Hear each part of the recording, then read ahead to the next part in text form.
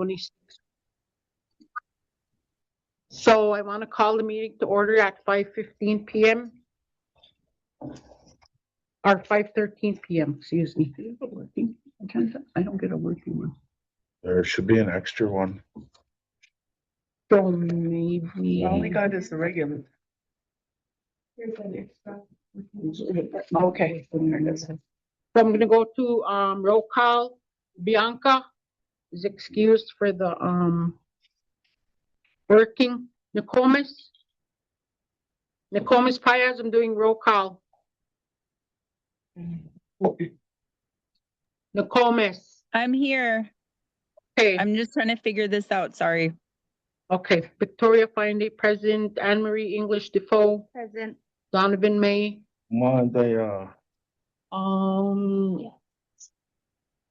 Guest will be Nicomas is online. Dion Wilder, sorry. It's like I called Donovan English. Oh goodness. Okay. And then If you need them. right. Michael Needham. Guest. Angela McLean. Angelita. Is it really? Yeah. The Angelita Seen that on there. McLean, and then Beth Peck from Osprey Wilds. Beth Wilder. And Ramona. English. She's the head of school. Okay. All right. Donovan, can you read the mission statement, please? The mission is to prepare each student for college with an enhanced knowledge of the Ojibwe language, culture, leadership, and environmental stewardship.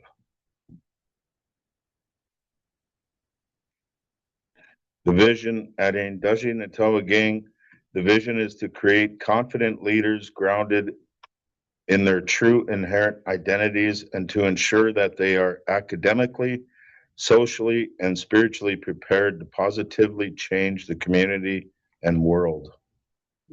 Good, Donovan. So moving on to 5, agenda approval. I need a motion to approve the agenda for the working board meeting agenda of February 25th, 2026. I think that was the one we Were there some amendments to There that was. consent agenda? Yes, there is, I need a motion to table until the next regular board meeting on May 20th. Table what? They're gonna table the, approval agenda for the working board meeting minutes agenda of February 25th. Wait. What,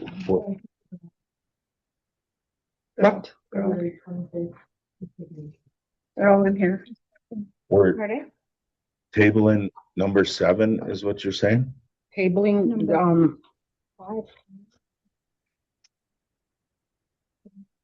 so number, Why was public comment, or am I on the wrong one? Where are you? Yeah, I don't think that the working board had an agenda sent out. I don't think they had a working board No. minutes for that, huh? That's right. So The with one that this- Ramona has is correct. A motion to approve the agenda for the working board meeting agenda of February 25th.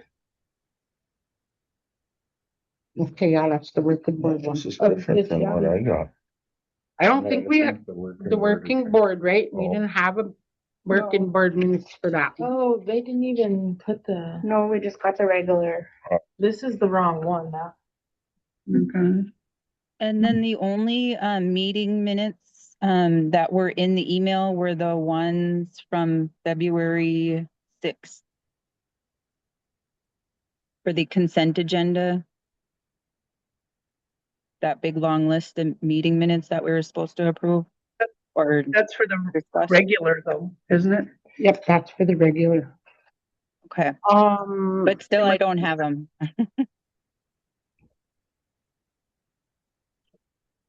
Okay, let me see if I can. I have one in here that I can send you. All of the stuff in our packet, can't we scan it and send it right to them? Yep. So I'm going to. Because I don't think Bianca has this stuff either then. Yeah, if she's going off her email, she wouldn't. I'm trying to figure out how to forward this. So I'm gonna forward this to Nicomas Oh, this is just what Todd shared yesterday. and Donovan. Did you get the full? I'm just gonna put everybody in there. What I got this morning. I don't have yours in here yet. Price in this.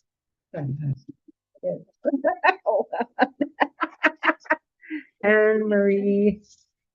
No, I think let's see. Okay. It's A.English. A.English. At.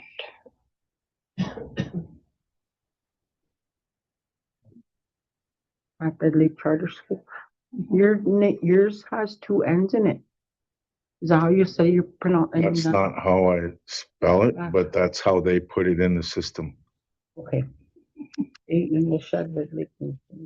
Oh, no, but at Lake Nation.org. Yeah, Red you're Lake right. Charter Just School. looking out for you. Yeah, They it's won't even know on it's that you. board.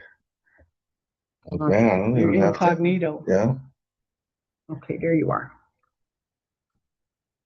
And then Bianca. Well, that was another one that. Oh, there she is right there.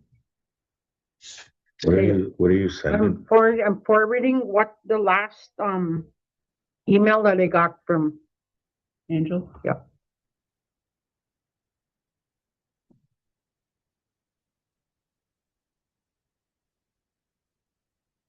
From Michelle.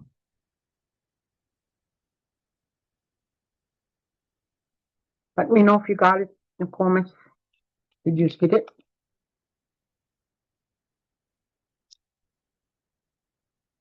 She's froze. She's frozen. Is that us or her? Who's you? Can you hear me? Can you still hear me? She's praying. Nicomas, you're froze, Nicomas. I can hear you. Okay. But you're just frozen. Did you get the email that I sent? I'm checking. I know that I did get some from a couple that I had seen just after I got in the car. I got the Osprey Wilds presentation. Yep, I got something from you now. Okay. Okay.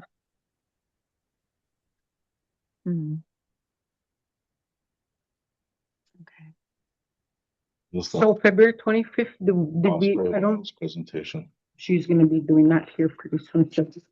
Did you get that? I didn't get that. I think she just wrapped up something. Or, oh yeah, I Anything got that it. was wrong with the email. Oh, okay.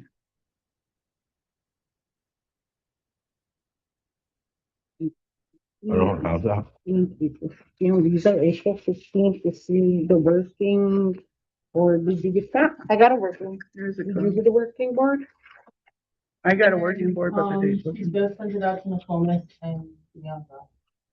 Okay.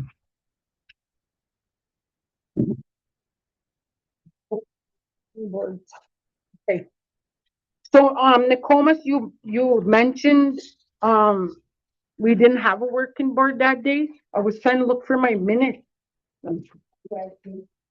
No, I meant that I didn't get the agenda for the working board, and then I only all of the stuff that we were supposed to review, I only got the first one. the consent agenda. I only got the first one, and then this one that you just sent is the regular board. Yeah, we didn't have, it's not, so maybe, do we need to table this one then? I'm not Approval of the working board agenda for February 25th? Because I don't have it in it either. Okay. The working board you guys just had, that one was wrong. So it's this one? It's the April 15th one. The only thing that was wrong in that last one was the date. This is the regular one then, because that one says February 25th. Yeah. So this is the working board meeting to approve the agenda for today. Yeah. Oh, okay. I was confused because I was like, so I need a motion to approve the agenda for the working board meeting agenda for April 15, 2026 as presented. We got a presentation from Beth Peck from Osprey Wilds and then the regular board agenda for April 15, 2026. I will motion to approve. Do I got a I'll second? Any discussion?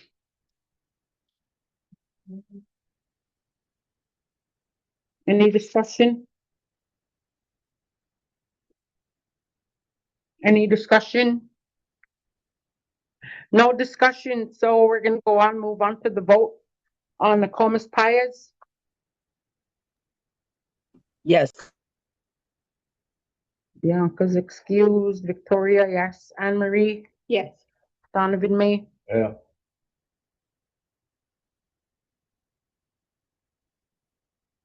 motion passed to approve the agenda for the working board meeting minutes agenda for April 15, 2026 as presented. So moving on to 6, public comment. Can you read that for me, Anne Marie? Anne Marie? Welcome to this meeting of the school board here at Endazhi-Nitaawiging. We are extremely, Do you want a presentation for the working meeting? Or you guys? No, we just approved it for with the agenda. So I have. Okay. Go. welcome to this meeting of the school board here at Endazhi-Nitaawiging. We are extremely pleased that you have shown an interest in our school affairs by attending this meeting. The school board allows public participation at its meeting, but at the same time has the responsibility for conducting its business in an orderly fashion. We will provide the audience with an opportunity to request to speak. We request that before you speak to announce your name. Each speaker will be allowed 5 minutes unless the time limit is waived by a majority of the board members present. At a public meeting of the board, no person shall orally initiate charges or complaints against individual employees of the district or challenge instructional materials used in the district. All such charges, if presented to the board directly, shall be referred to the executive director of Endazhi-Nitaawiging for investigation and report. We would also like to remind the public that the school board is not allowed to comment on your concerns. If there are no questions, we will open the public comment section of the board meeting.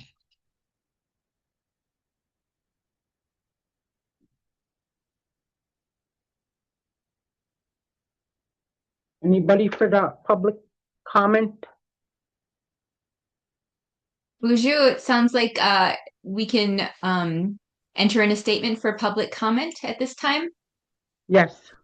Okay, my name is Dion Widener. Thank you for giving me the opportunity to speak today. I'm a licensed independent clinical social worker and I'm a co-owner of I Am Incorporated. Our agency has been providing mental health services and consultation to Endazhi-Nitaawiging since October of 2022. I'm here this evening by my own choosing as a member of the public and in my professional capacity. I just wanted to speak briefly about observations about student safety, staff support, and opportunities to strengthen our systems moving forward. Since February 2026, we've observed a shift in the school environment, and this includes an increase in student behavioral dysregulation and signs of straying among many staff.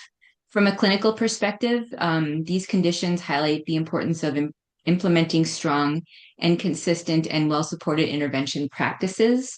We know that when systems are well supported, students can be engaged in developmentally appropriate and trauma-informed ways, but when systems are under strain, it becomes even more important to strengthen the structure and consistency and support around those systems.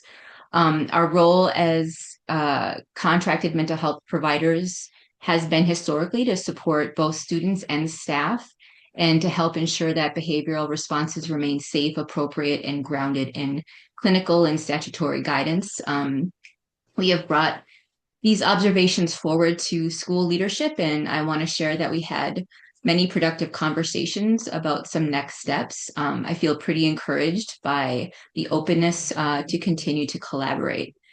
In prior years, our agency provided staff training and consultation focused on trauma-informed behavioral support and developmentally appropriate interventions. So moving forward, we're prepared to re-engage in that role if that is something that the school feels would be important. So from a systems perspective, focusing on staff support, training, and team cohesion is one of the most effective ways to improve both student outcomes and overall school climate. Our intentions continue to be to work collaboratively with the school and the board to help strengthen these systems in a way that supports student safety, staff confidence, and long-term stability. Thank you for your time and your continued commitment to students and families of this community. I'll take myself on. Miigwech, Dion. Appreciate your support and your comment. I wasn't supposed to say anything. But Miigwech, do we have anybody else out there on public comment?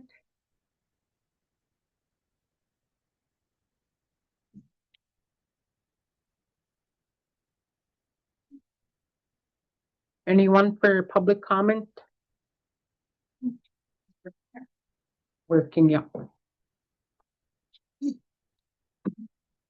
Alrighty, so there isn't anyone else going for public comment?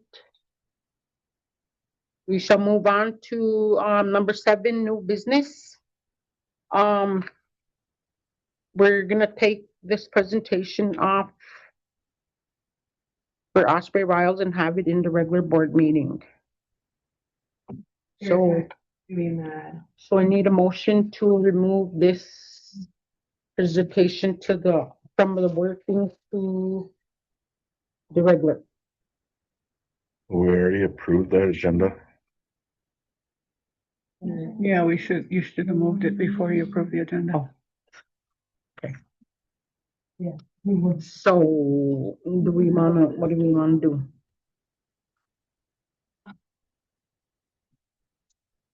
Because this one wasn't supposed to be on the workings. I didn't see that on there till after.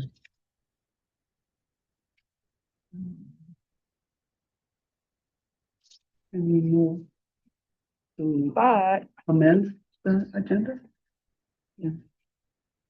if those are on there, but it's right here, right? Yep, and this is where it was supposed to be and not on the workings.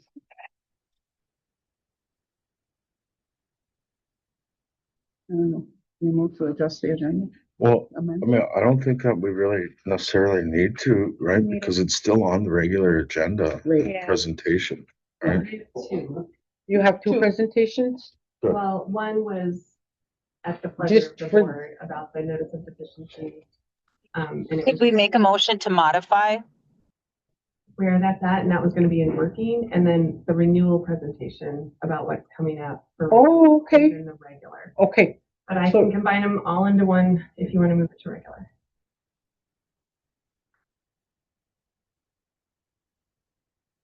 Well, since she has one, let's listen to it. So you had two separate ones, one for Yeah. just for the board and then one for the regular. Yeah. Okay. You had requested that I go over the notice of deficiency with the Yep. board and probation yourself, and you can rescind that. Okay. So I really would like to hear. I think the board needs to be aware of the And you want to deficiency. do it now in the working meeting? Yep. Okay. So continue to plan. Mhm. So we're gonna go on to 7A, presentation by Beth Ann Peck, Osprey Wild for the deficiency. All right. Do you mind if I come over here? So. No, go ahead. Take a seat.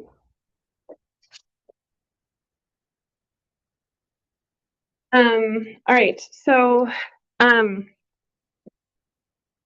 first thing, Endazhi is currently on two, kind of levels of concern with osprey wilds.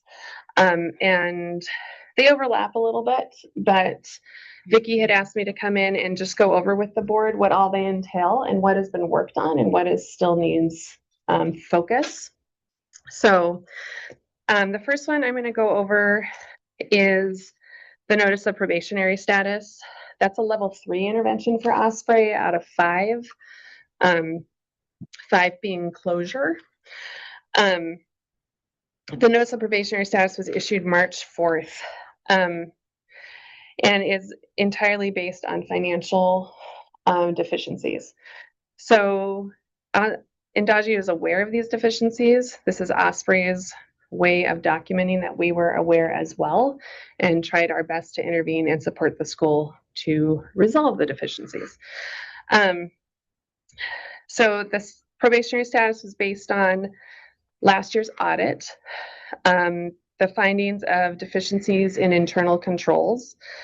That is things like there were disbursements without supporting documentation, so like missing receipts, or gift cards purchased with school funds, which is prohibited by law.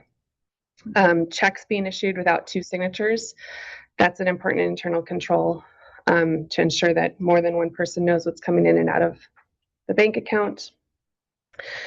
The second reason was severe cash flow concerns, including insufficient cash on hand to reliably cover the payroll.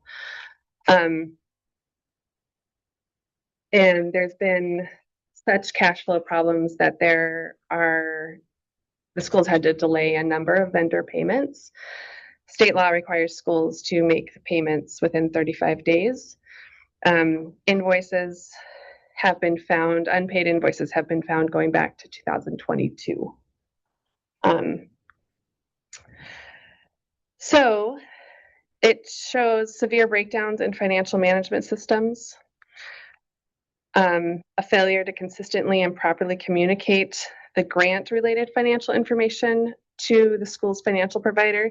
There's been a lot of miscommunication between the school about what grants are in the works, when checks are received, and what that money is to be used for.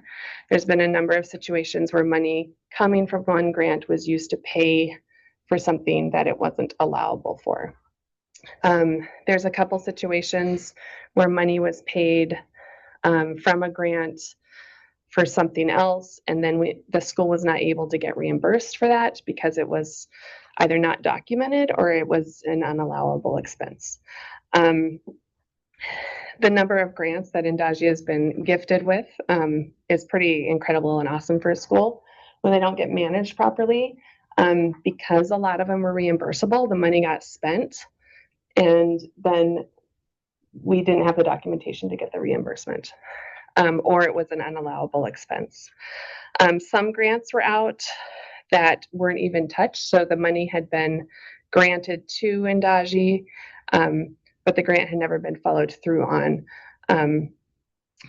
One of those grants was discovered, I think it was just last week, and in the paperwork for the grant, there was a lien put on the building for $388,000.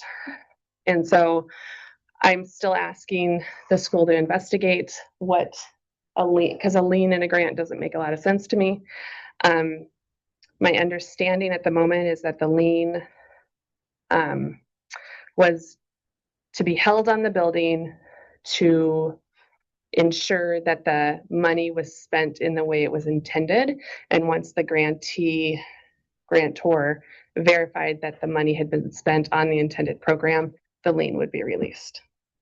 It's a little bit concerning because we don't yet, and we're still investigating, but we don't yet know who knew about this grant and if the board knew that a lien had been put on the building.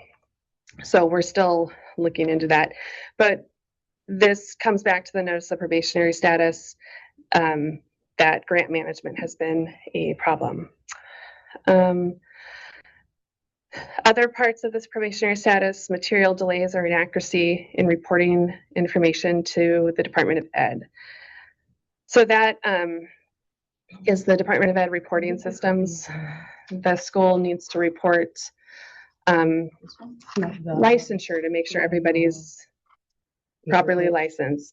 The school needs to report attendance to make sure that we're getting our per pupil money. The school needs to report, it's called ADM, average daily membership. And that is what the state uses to calculate how much they pay out monthly for student expenses. Currently, the ADM has still not been updated, and the school is only being reimbursed for 70 students instead of the 90 plus that have been here this year, and that has significantly contributed to cash flow. That falls on who the school's Iowa is, the individual of written authority or something is what that is. So, so that's contributed to the cash flow issues. The reliance on third-party reimbursements arrangements, Osprey is unclear on what those processes are and if that money is guaranteed to the school or if that's an ongoing thing the school has to apply for. And then a notice of insufficient school board oversight of financial operations. So we need to get the school board training on how to oversee this better so that things cannot get to this point again, where it becomes an issue that's affecting payroll. Osprey has a bunch of required actions. How the school is going to resolve the audit findings is one required action. The school has to create a financial improvement plan. The financial improvement plan is how will findings be resolved. So there's internal controls that more than one person knows where money is going and that there are receipts for everything. A cash flow plan, both for the remainder of this fiscal year and for next fiscal year, demonstrating that the school is going to maintain sufficient funds to meet payroll and operations. That plan seems to already be in the works.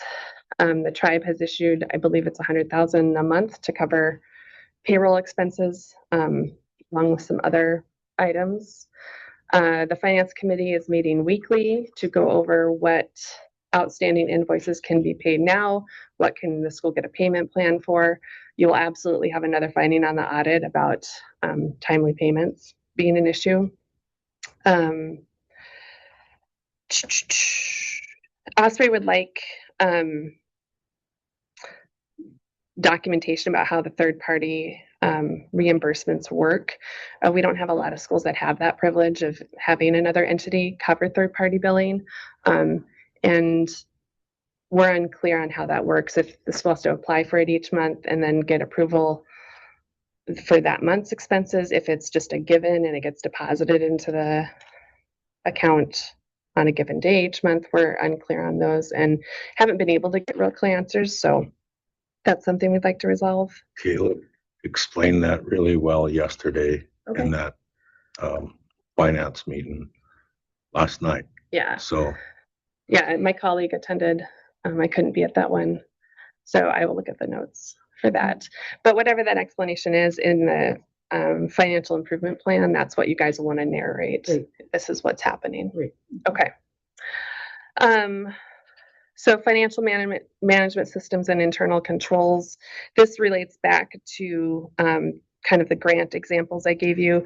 The school has got to have procedures for managing grant funds, how the receipt of funds is documented, how the funds are communicated to the school's financial service provider so they know where it should be used.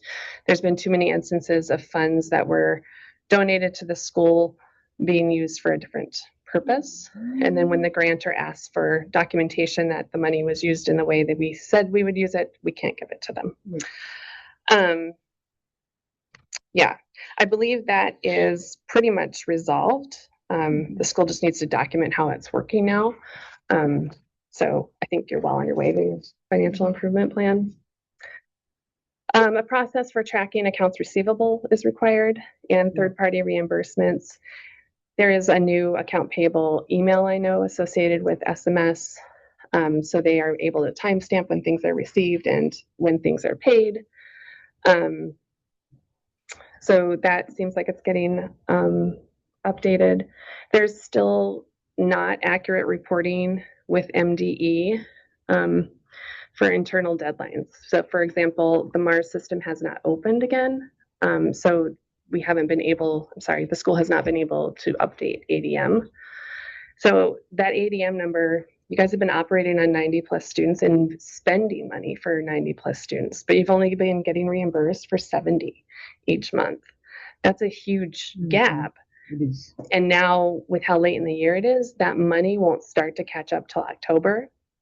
Fun fact about MDE, every time you owe them money, they just take it. If they owe you money, it's usually in installments. So it likely won't come in one big chunk. Right. And then the third part of the financial improvement plan is the board getting better at reviewing financial statements, asking pertinent questions, holding school leadership accountable, looking at cash flow projections, thinking about issues of risk. One of the risks coming out right now for schools is that something called compensatory funding is being refigured. You may have heard of this in your last position, but is being refigured at the state level. So it was based on free and reduced lunch students numbers, and now instead of basing it on parents filling out the paperwork, it's based on if the child is enrolled in any county services. It is affected in our 35 school portfolio. We have some of our larger schools are either getting an additional 2.5 million in compensatory funding, and one of our other larger schools is losing just as much in compensatory funding. I looked at Endazhi's, and Endazhi's doesn't seem to have too much of an impact, but these are the things that are cash balance and cash flow are super important because you have to weather these storms that get thrown at you by MDE and get thrown at you by enrollment variances. And so that's why Osprey is, I know it feels very nitpicky, but you've got to be on top of cash flow and financial management. Otherwise, the school becomes at risk. The fact that the school is having to go to the tribe to cover payroll is a huge red flag. A lot of schools wouldn't have that option and would be closed already mid-year. So it's very serious. And to the community's credit, when a notice of probationary status or a notice of deficiency has been issued to Endazhi, it feels from an Osprey perspective like the team has really gotten on it and taken it seriously, and that is what it's intended to do. We did have a school where the school board chair filed it away, never told anybody about it, and so when the school went into statutory operating debt, nobody knew. But it does feel like Endazhi is taking the right steps to say, we're going to get this cleaned up and develop processes so it doesn't happen again. Part of our notice of deficiency, which I will go through next, details some training for the board that I think is very important. In fact, tonight when you guys go through finances, I might step in and talk a little bit about some of the line items you want to pay special attention to in that. Mm-hmm. You guys have questions? So, and Donovan, I don't know if you got a copy of the notice of probationary status. It was sent to all board members, but I don't think you were on the board at the time. And you're Anne Marie? Mm-hmm. Yeah. Would you guys like me to send you a copy? Yeah. Yeah. Okay. And I have both your emails. Anne with an E. A.English. Oh, okay. Great. And Donovan, your last name is? D.May. Any questions? Okay. Board members online, we're good? Thumbs up? Okay.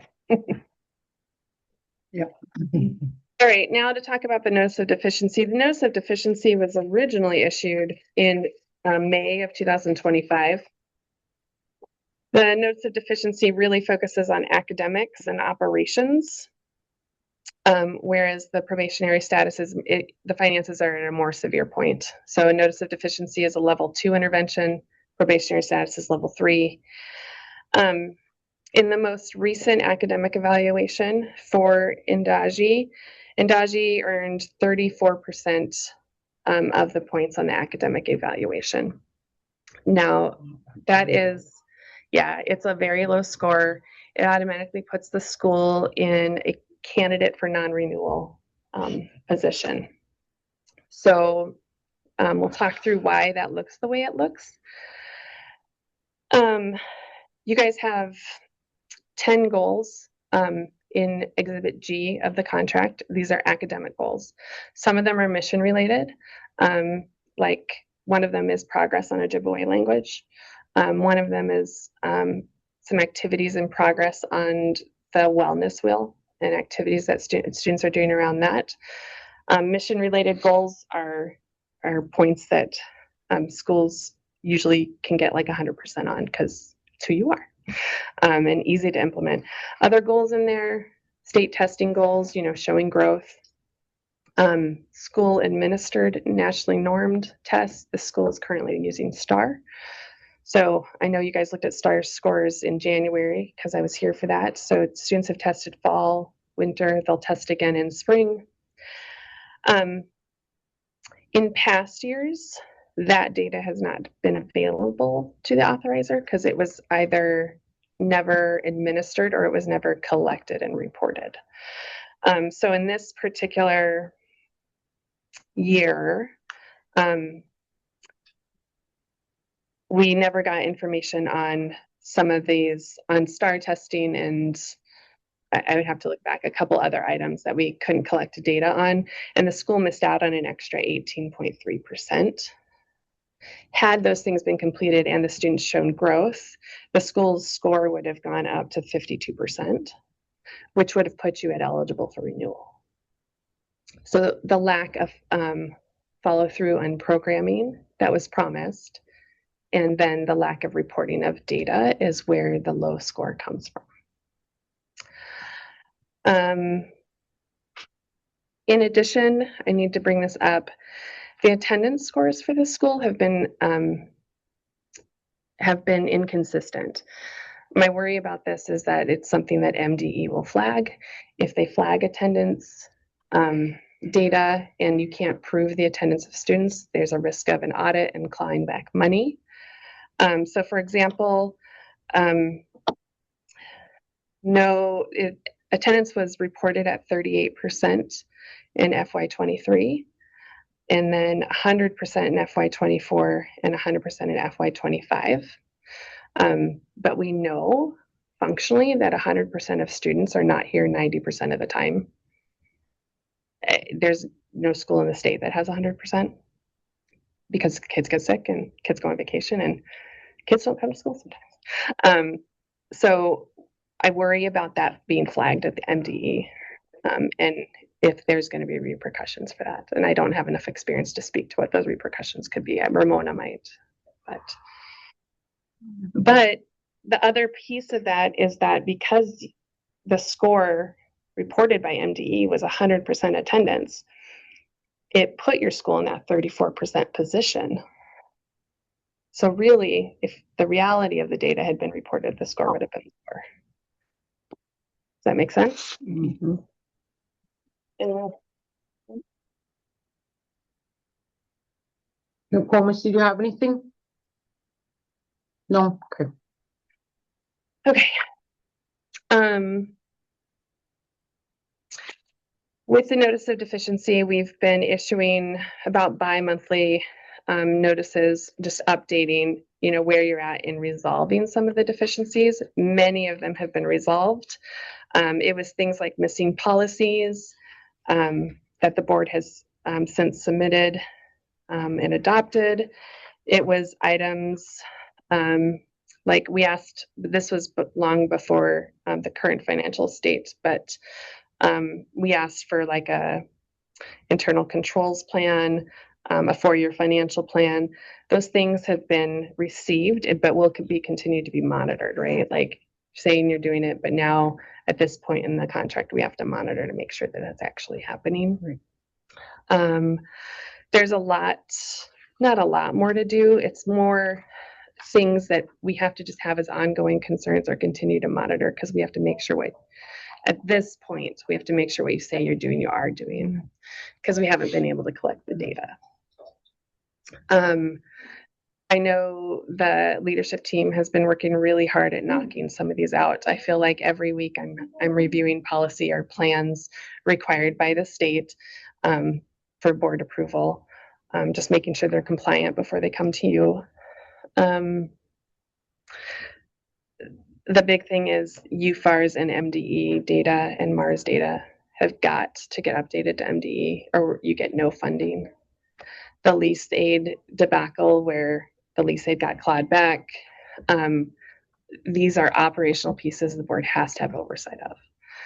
And it's hard as a board who maybe aren't educators yourselves, some of you are, but not, administrators, and maybe don't have the financial background for schools.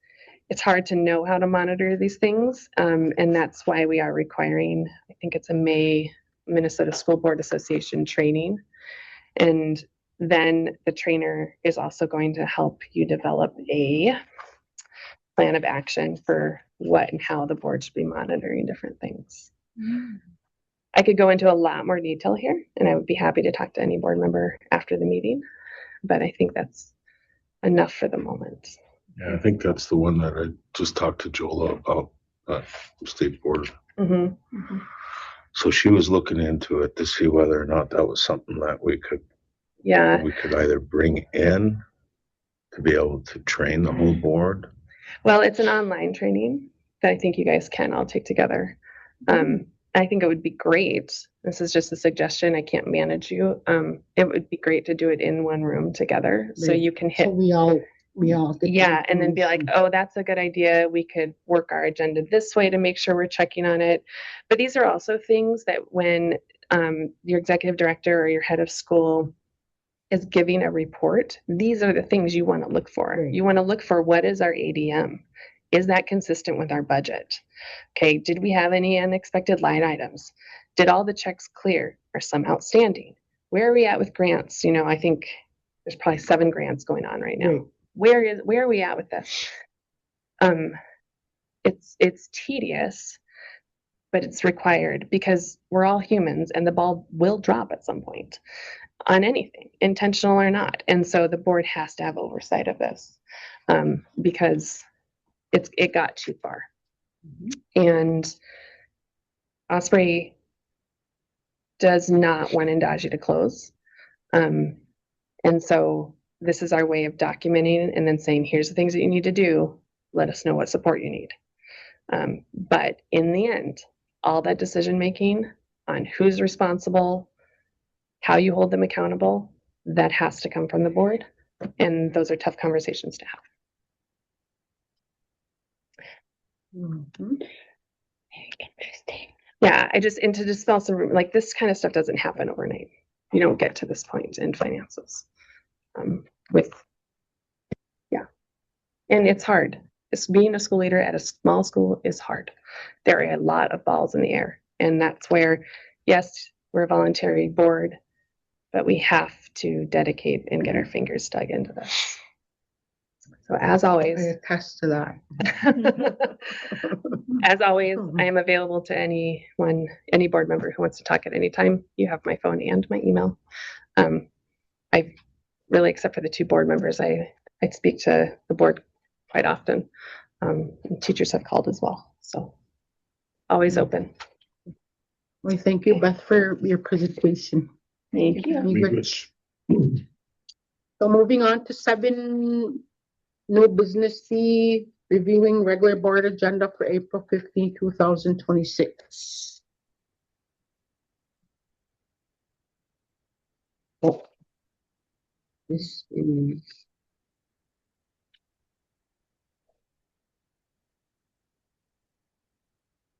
So in the consenting agenda, I would like to table the regular board meeting, the working board meeting minutes for February 26th until May 20th, our regular board next board meeting.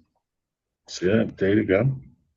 I would like to reschedule the working board meeting minutes of February 25th, 2026 until the regular board meeting of May 20th.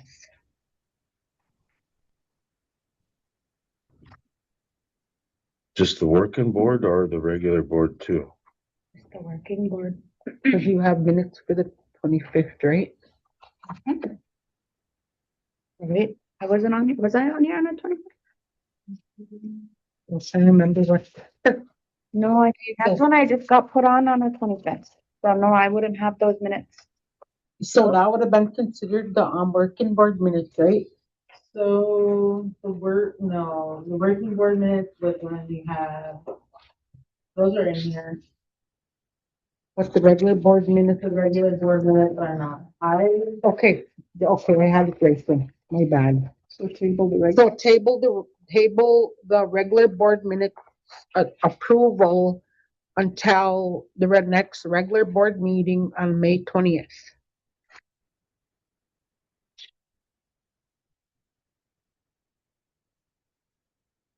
And also the working board meeting minutes of March 20 or March 18th until the next regular board meeting of May 20th.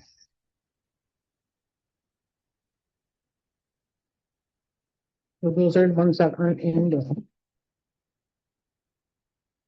And the 18th working ones, and that's the ones that I should have right here then. So the regular board meeting for February 25th and the working board minutes of March 18th I need to have a be, question. yes. Does anybody have the working board minutes from March 18th? You do? I have scribbled. Yeah, I was making sure because I looked through all of my stuff and I could not find any of.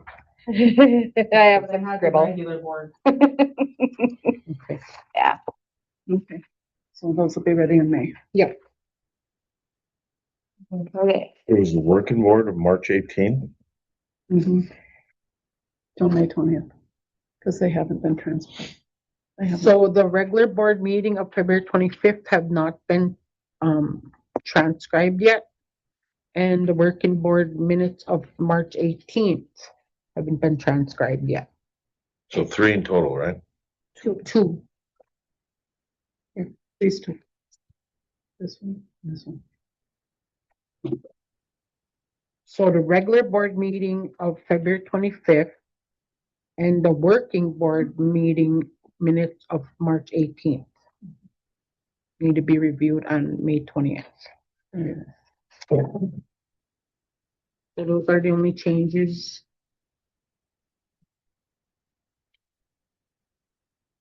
That I'm requesting to be tabled under the board meeting. And also, on April 27th, we're having our annual meeting. On April 27th. April 27th, yeah. You got something going on with it? Monday, yeah. Yep, that's a Monday and that's to review for accepting the results of the school board, Will it be at the same time, like at 5? 5 o'clock, yeah. Oh, okay. All right. So those are the 3 agenda items that I need to add on to.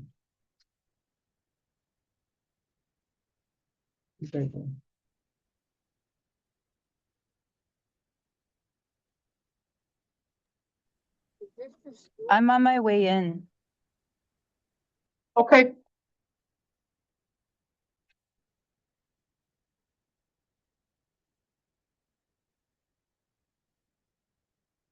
Does everybody understand that part? Okay, so moving on to 8, asking for adjournment. A motion to adjourn the meeting at 6:03 PM. May I have a motion? All motion. Can I get a second? I can second. Any discussion? Any discussion? Do we have any discussion? Going 3 times? No discussion, so I'm gonna move on to the vote to adjourn. Nicomas? Bianca's excused. Victoria, yes. Anne Marie? Yes. Donovan May? Nicomas Paez? Aye. We're motioning to adjourn the working board. Motion passed 4-0. To adjourn the meeting at 6:03 PM. We'll see you guys next time. I'm out of here, bye. All righty, so moving on to the regular board meeting. Okay. So Endazhi-Nitaawiging regular board meeting agenda, meeting call to order at 6:04 PM. Going into roll call.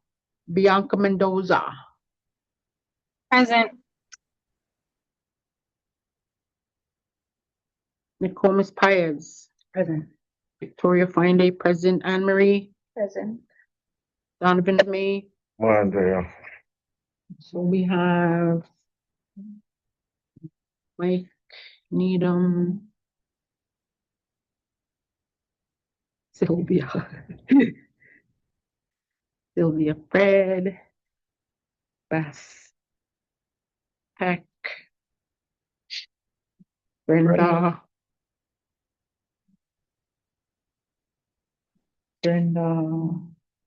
what's her last name? Brenda, what's your last name again? Counselor, Counselor. just put English.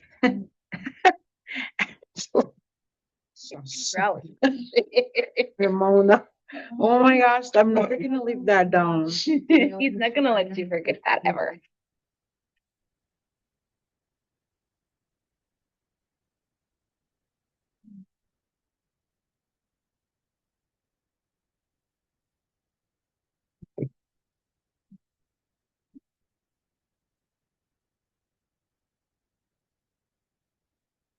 So, let's see who else is online. Dion is still online.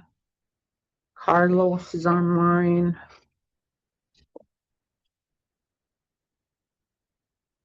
Bianca's online. Is there more because of that air or?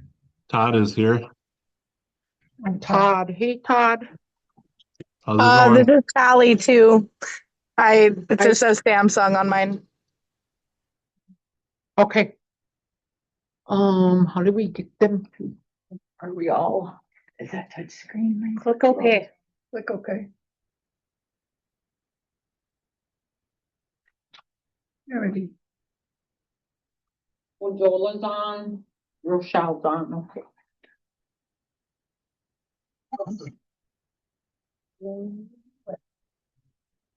T-Nets tab. That's Tally, the Samsung is Yeah. Todd is T-Nets. Oh, okay. Joel Web, Yeah, that's me. Sorry, I didn't update my name on there. okay. All right. Is there anybody else? Doesn't look like it, huh? So maybe move it back to the board. That's on the computer down there.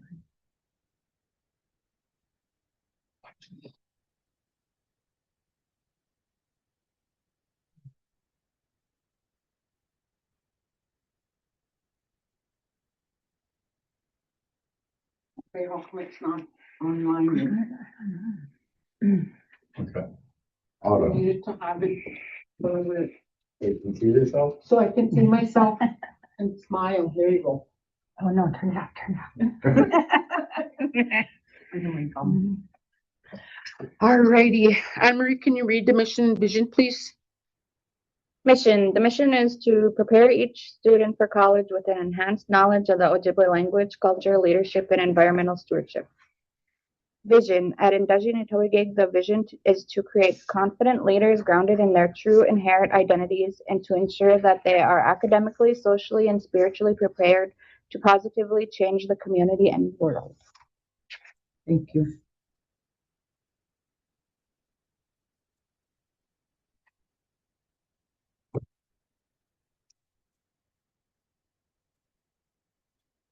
Okay. I need a motion, moving on to 4, agenda approval. I need a motion to approve the agenda for the regular board meeting agenda of April 15, 2026 as presented.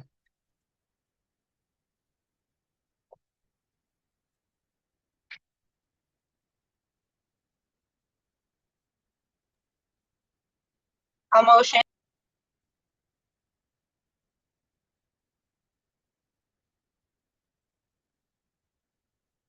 Okay, I have a motion by Bianca Mendoza. They need a second.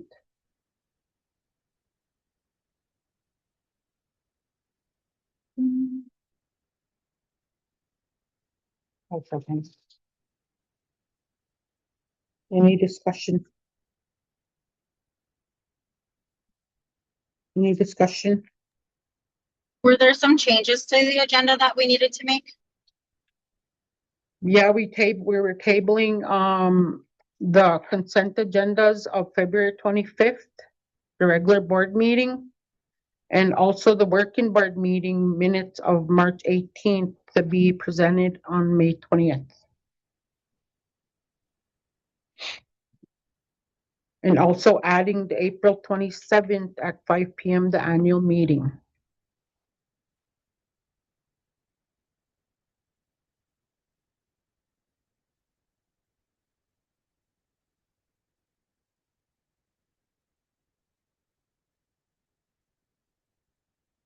So if there's no discussion, I'm gonna move on to the vote to approve the agenda. McComas, Yes. Bianca, Yes. Victoria, yes. Anne Marie, Yes. Donovan, May. Yeah. Okay, motion passed 5-0.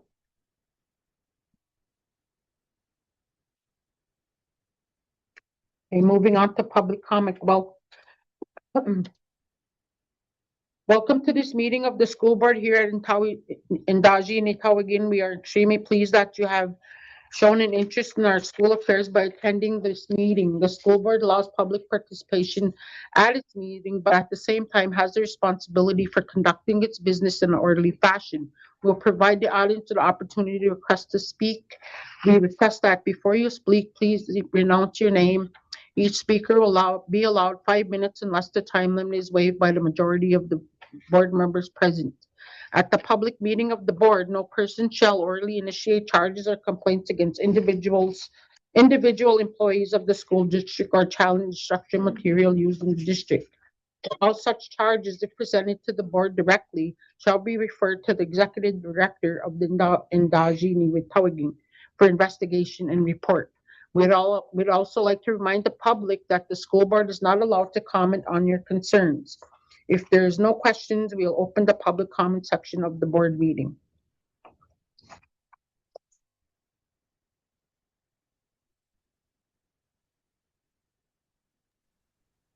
Bonjour.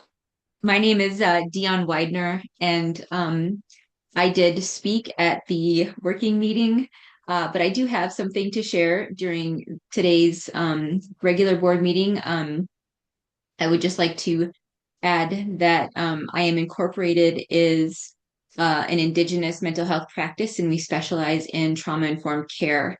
And we're contracted with the Red Lake Nation to provide mental health services across multiple settings, including Endazhi-Nitaawiging School. And again, as part of our scope of work, we provide direct clinical services to our clients, but we also offer staff training and consultation when requested. And this includes support in areas of behavioral intervention, trauma response, and social emotional development. So we want to remain open and collaborative with Endazhi, and we are here when requested. And with that, I'll take my comments off. All right, Miigwech, Dion.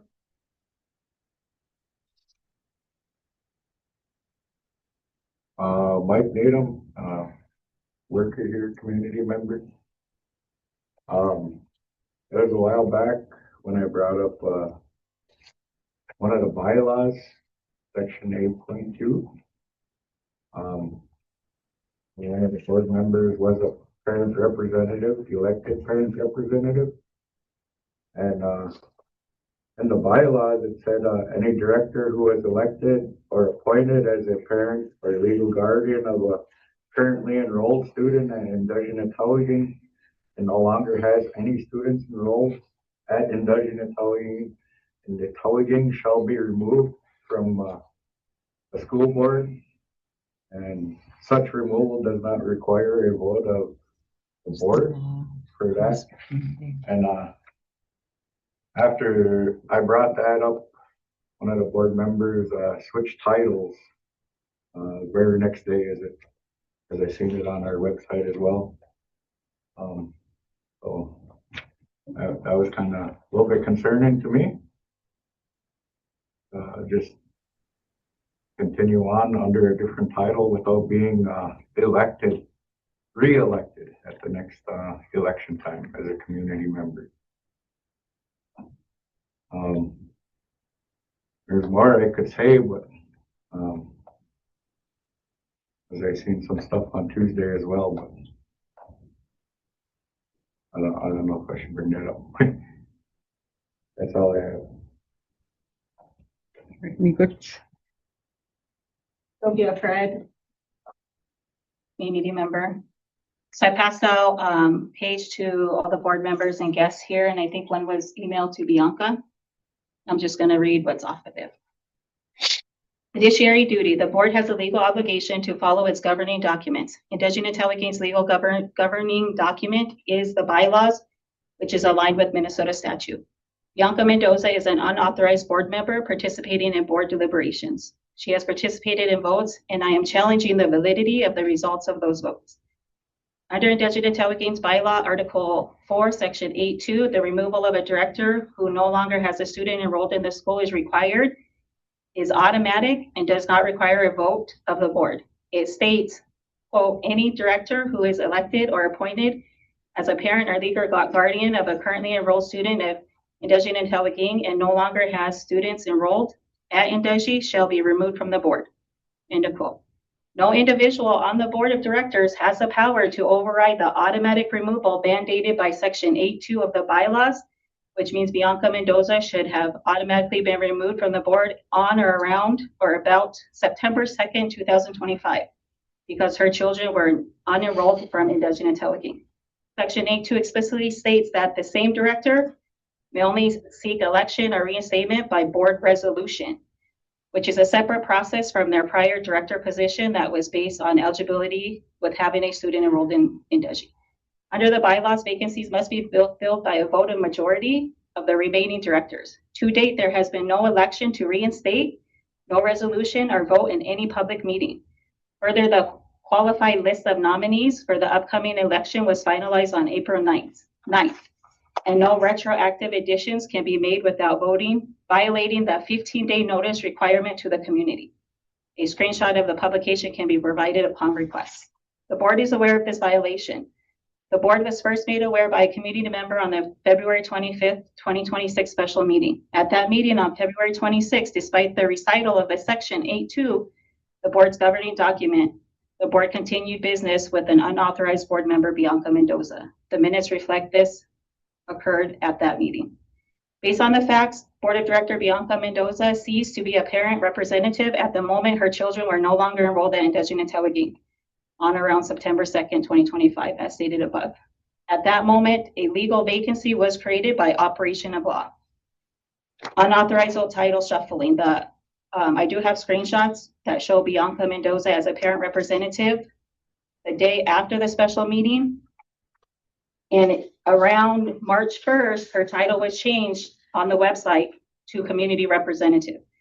This was an attempt to keep Bianca Mendoza as a board member in action, not in compliance with the bylaws as described above. Based on an email chain on February 26th, it appears that this was suggested by authorizer who may not have had access to the bylaws when she made the suggestion. Then the suggestion was followed and Bianca Mendoza remained on the board. It was verified that someone reassigned Bianca Mendoza to a community representative in a website update. Again, per bylaw section 8.2, section 5, a change in status requires a formal board resolution and public vote, which never happened. This is a clear violation of the bylaws. The continued recognition of Bianca Mendoza as a voting member without formal board resolution constitutes a violation of Minnesota Statute 13.9 open meeting law. Bianca Mendoza must be removed as a voting member of this board, and prior decisions and votes of which she was part must be readdressed. This memo is also to provide notice that under Minnesota Statute 13D06, intentional violations of bylaws by board members carry personal civil penalties of up to $300 per occurrence, for which board members are physically liable. Each member has the obligation to be aware of the bylaws and follow them. The penalty can be applied even if a member was not aware of the action or inaction was a violation of bylaws. Upcoming elections. When Bianca Mendoza is removed, the board will need to fill 3 seats of the board to be in compliance. The qualified list of nominees for the upcoming election, sorry, I didn't get this one, was finalized on April 9th, and 3 candidates, and no retroactive additions can be made without violating the 15 notice requirement of the community. The bylaws mandate the board must compile and distribute a qualified list of nominees at least 15 days prior to the annual meeting for an election on April 24th. This deadline was April 9th.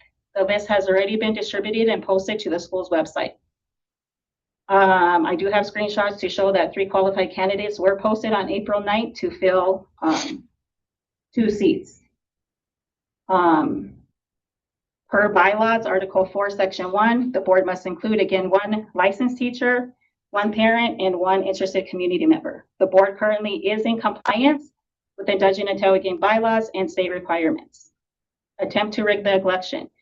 A change on the website was made to state that to fill 2 seats. It went from 2 seats to 2 seats, 1 parent rep and 1 teacher rep around April 10th. The parent rep role is filled with 1 member currently, and the community member role is filled in by 1 member. However, there can be more than 1 of each type of rep or 2 or more parent, teacher, community member candidates.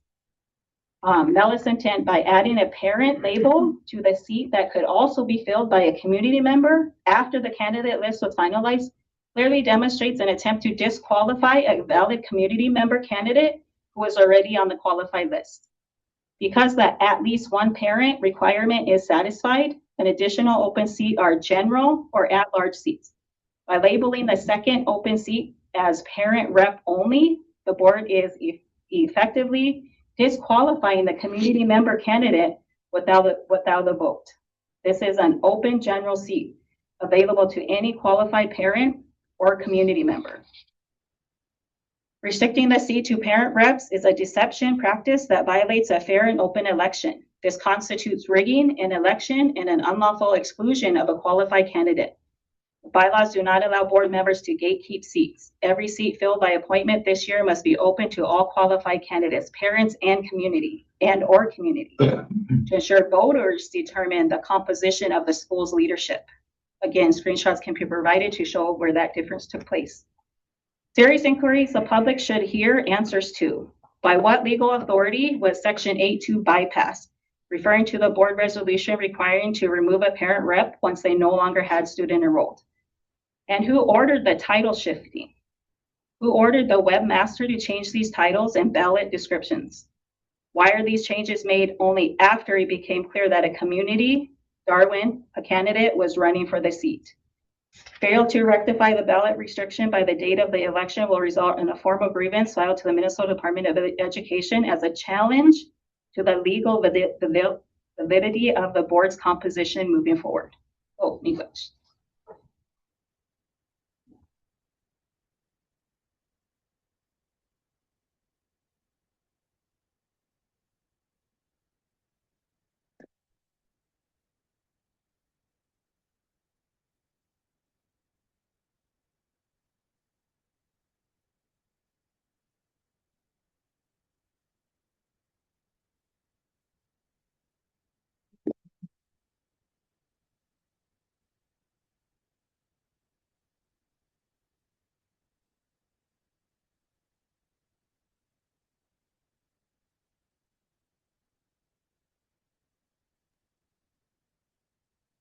Thank you, Sylvia.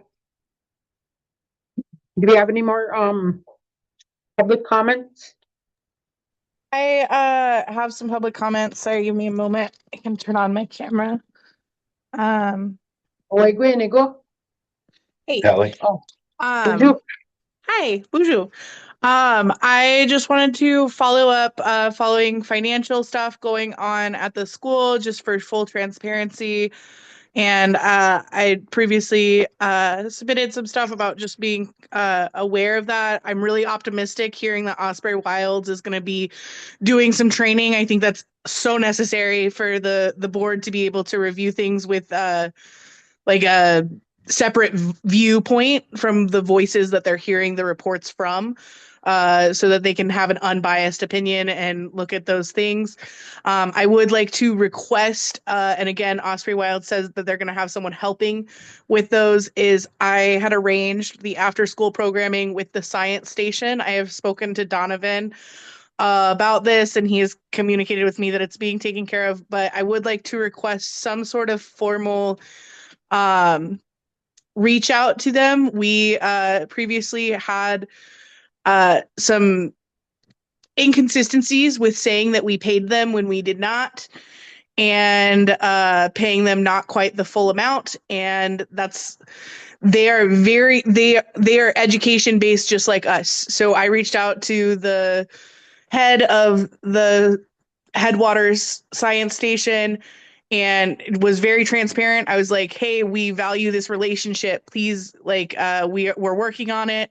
And I just want to bring that up to you guys that they are more than willing to start a payment plan with us, but no communication except we paid you is not really maintaining good faith with that really valuable resource. We have done after school programming with them. We have done end of school year activities with them. And yes, we are in a financial strait right now. But next year, I would really like them to be, or even in the years to come, I do plan, I love Endazhi. I want them to be an active participant in what we do. The kids love doing the science. It's beneficial for everyone, right? And so just kind of making a statement. He seemed more than willing to have a payment plan. I think opening that dialogue with them to kind of repair that relationship from that kind of just ignoring the elephant in the room that we do owe them a lot of money. They were still coming for 3.5 months without us ever paying them a dime. So like they are just as invested in our students getting that as we are. And I think that a full-blown, hey, man, like we are kind of catching up on stuff. Can we open a payment plan so that once we are done with it, we can restart this relationship in good faith, whether that's after school programming, whether that's summer, whether it's next year, whether it's the year after that, whatever it may be, but kind of reopening that relationship in good faith from somebody who actually is involved with finances. Because when the leadership changed, I specifically told the person when she let me know that they weren't being paid, I was like, please send them to me. I will turn them in physically because I also don't know who's taking care of it right now. So I brought it to the executive director who brought it to the finance meeting. And that's when the first payment was made. They understand and are willing to have that communication. And so I would just like kind of some sort of dialogue to be open because this is a really good resource for the school to really maintain that relationship and just say, hey, even if it's like, $100, it doesn't need to be a lot. They understand schools right now are being faced with a ton of stuff right now. So just that's my request or suggestion is to kind of open that dialogue with them. I can provide that information as requested, but just making sure that it's not just being avoided anymore. Miigwech. Thank you, Callie. Any more public comment?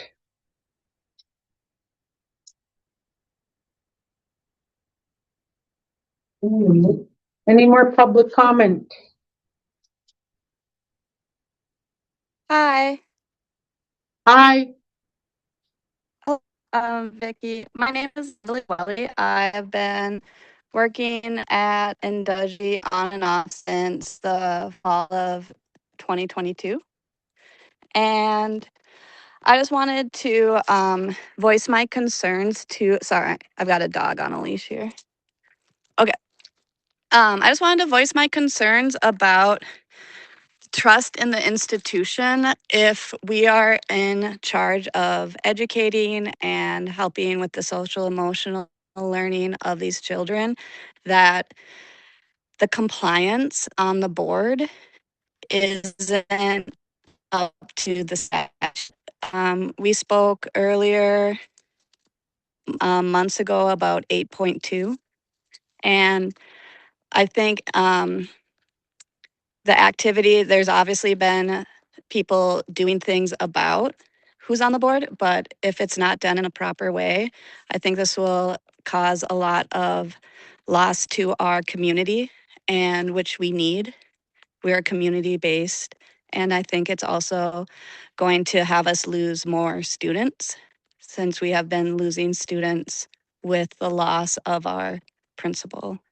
So I just wanted to raise that concern. Thank you. Miigwech, Narli. Any more public comment?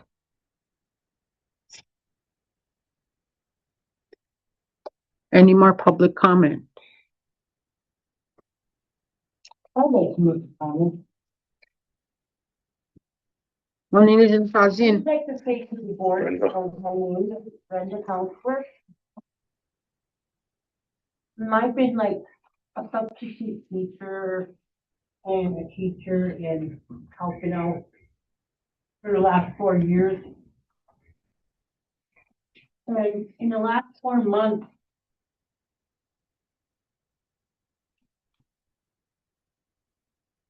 it's been really difficult for the teachers, but I would like to say thank you to all the staff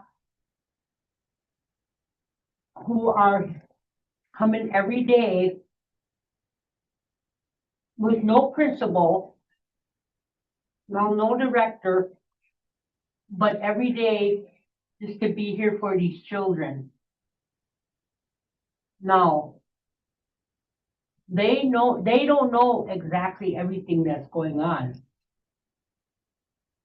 but they know who's here and who's not, and they know Sylvia's not here.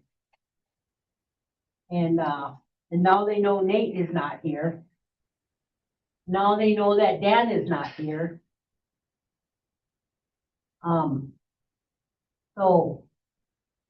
But the children are working with what they have who are here. And Ramona is retired. I really appreciate her stepping up and being here, helping to keep this Red Lake Nation school going every day, making sure staff are where they are. And, you know, it's not easy for her either, you know, because she taught full time. And now she has these other duties that she does. And I just pray and hope that, you know, everything can go good for the kids that come to school here. They like their school. They have difficulties in a public school setting. They even have difficult in a general school setting. But we try to merge them into the general classroom. There's some students who don't even belong in the general classroom full time. But yet, you know, the teachers are like, okay, we got to slow down now so these ones can catch on. Stick with us. So, like, I would just like to say, I'm very, very, very, very proud of all the staff and teachers who are through this crisis, who are really making every effort to make these children, like, lighten up their atmosphere environment here. Because kids are very sensitive. They're not like, they didn't fall off a turnip truck. They're more very smart. Thank you. Miigwech. So do you have any more public comment? Going once? Going twice? 3 times a charm? No more public comment. Public comment is closed. So moving on to item 6 on the agenda, we need the reports. So, Osprey Riles already did their report already. No, this is the renewal. Okay, Two different ones. okay. Super exciting. So, the renewal report presentation by Beth Pack, Osprey Wilds. Beth? Are you ready? Oh, I am. I've been in this room all day. It is a little. Yeah. The door must be open over there. After a while, I get cold too.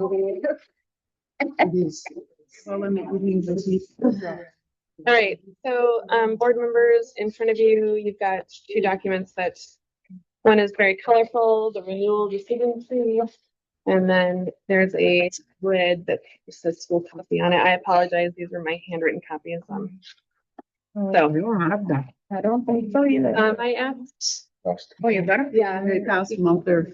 Oh, okay, they're right there. Well, that must be yours. no, Vicky English. I don't have that one. Where did You can have my copy. Okay. All right, so Osprey Wilds was in a 5-year contract, which is the longest contract allowable by the state of Minnesota. So when a school first opens, that's the contract you get. It's the 5-year contract. It's kind of your launching contract. Usually with schools, it might be an operational year and then launching into school. But I don't know, really, we look at kind of the last 3 years of that contract and see when the school's up and running, how are things going. So you guys are up for renewal this coming year, which means your contract expires June 30th, 2027. Now, unfortunately, the renewal process, as mandated by state law, is about a 14-month-long process. So I'm going to walk you through what that process looks like tonight. May 1st, you will get an email. All the board members will get an email, as well as school leadership, detailing this process. So you can take notes tonight, but you will get this document and some other things again. So April, we give a presentation to the board. That's me.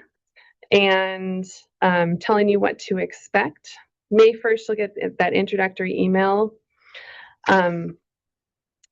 containing the renewal application and then an academic data request. So that's where, we request some of your goal stuff, the wellness will stuff, the parent student survey stuff, the language assessment. And it's important to remember that it's not just the responsibility of the school leader alone, which currently would be Ramona, to complete the renewal application. The board should not only review the renewal application, but you should look for places where you can contribute to it. A lot of schools will put the application on like a Google Doc and then assign people different parts. And so you can look for where you can contribute to it. You may not have all the information you need for a specific part, but even just writing something narrative for a school leader to fill in later can take a lot of pressure off.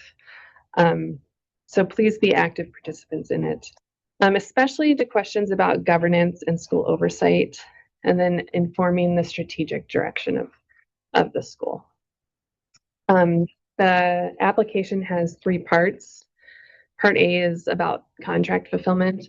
So it's reviewing, the school will provide information on how it's met the terms of the contract over the last really 4 years, because we're going into your 5th year. So this will be stuff like data that we've been collecting the whole time, but it's also your opportunity to provide additional information to Osprey that you want considered in the renewal process. If I know anything about schools, I know that I can look at a school on paper and think I have an idea of what that school is like. Then I walk into the building and I see something completely different. Like when you see it come to life, right? Like right now, Endazhi on paper doesn't look great. When I walk into this building, there's teaching and learning happening, and there's a clear place in the community for this school. So that's the type of things that we want to collect, because Osprey is the best authorizer at going to bat with MDE of why there's a need for the school in the community beyond test scores and beyond whatever else is up. You'll want to use the section to describe any areas of low performance and how they're being addressed. This is where that financial improvement plan will come in really handy for the renewal process. We know about it. We're taking action on it. Our authorizers are aware of it. And then part B, future strategic direction.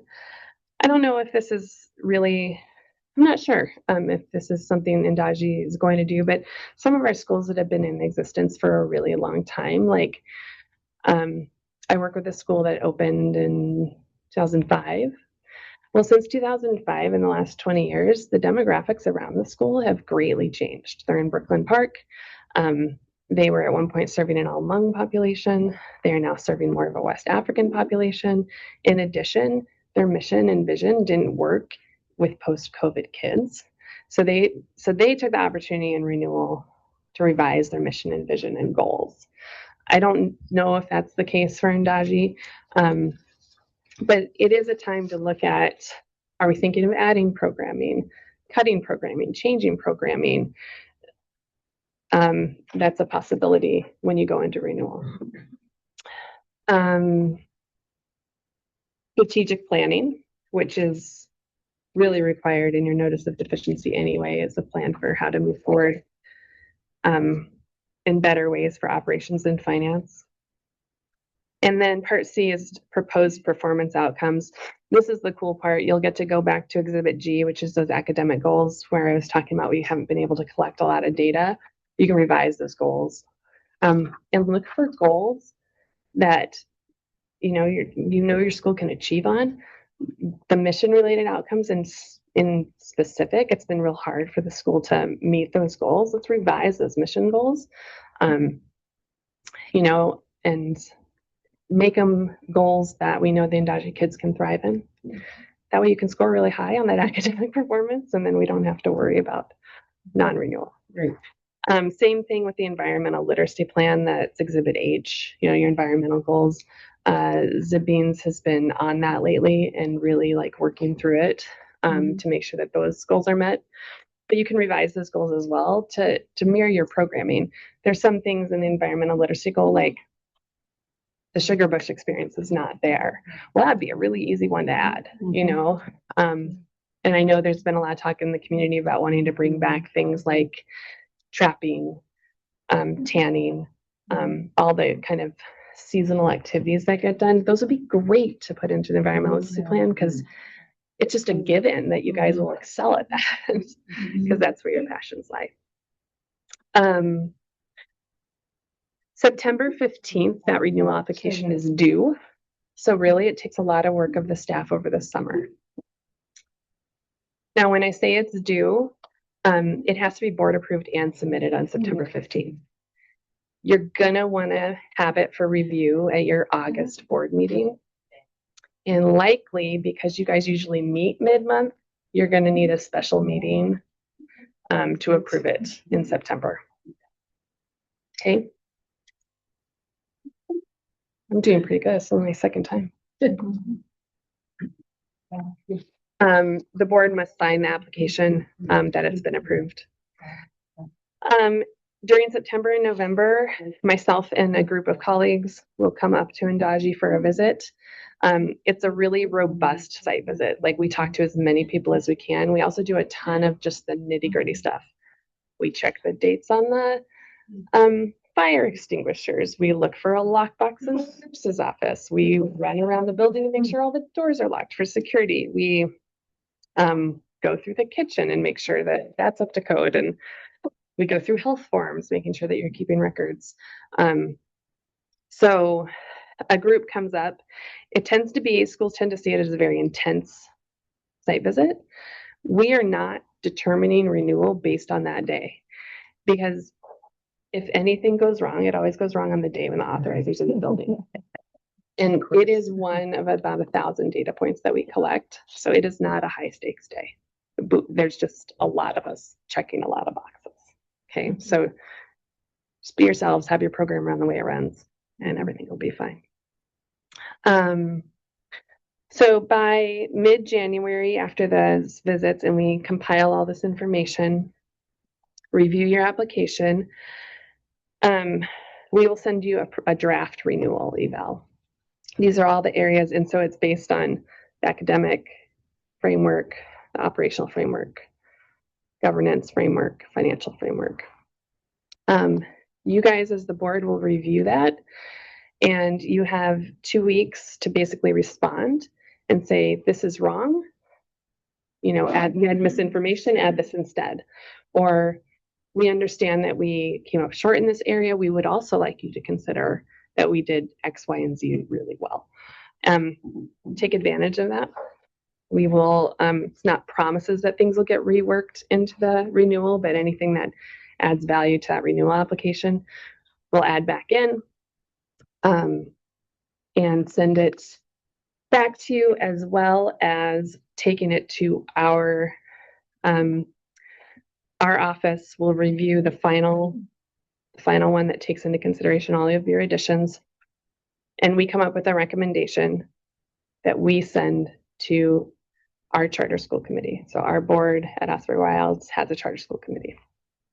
And when we're at the charter school committee, we use this renewal decision tree. And the writing's really small because it came off a Google slide. And my notes are there. So now you have my handwriting. The first thing that we look at is academics. So schools scoring above 50%, we would say yes, that they're meeting their primary purpose of improving outcomes for students. So I had a question. So what is, when you're talking about 50% of the academics, what testing are you looking at? Those are those goals we were talking about earlier. Okay. Where like your last one was 34%. Right. Yeah. And I have a list of those goals, Ramona does as well, that you can see. But it's the nationally normed test, which you guys are using the STAR test. Yeah. It's MCAs. It's that mission-driven data. But it's not just the data. It's like the data in relation to... Wow. It's like the data in relation to other schools. So some of the goals are written like, how are we doing in relation to other schools with similar demographics? Some of the goals are written, how are we doing in relation to the district? Mm-hmm. How are we doing in relation to the state?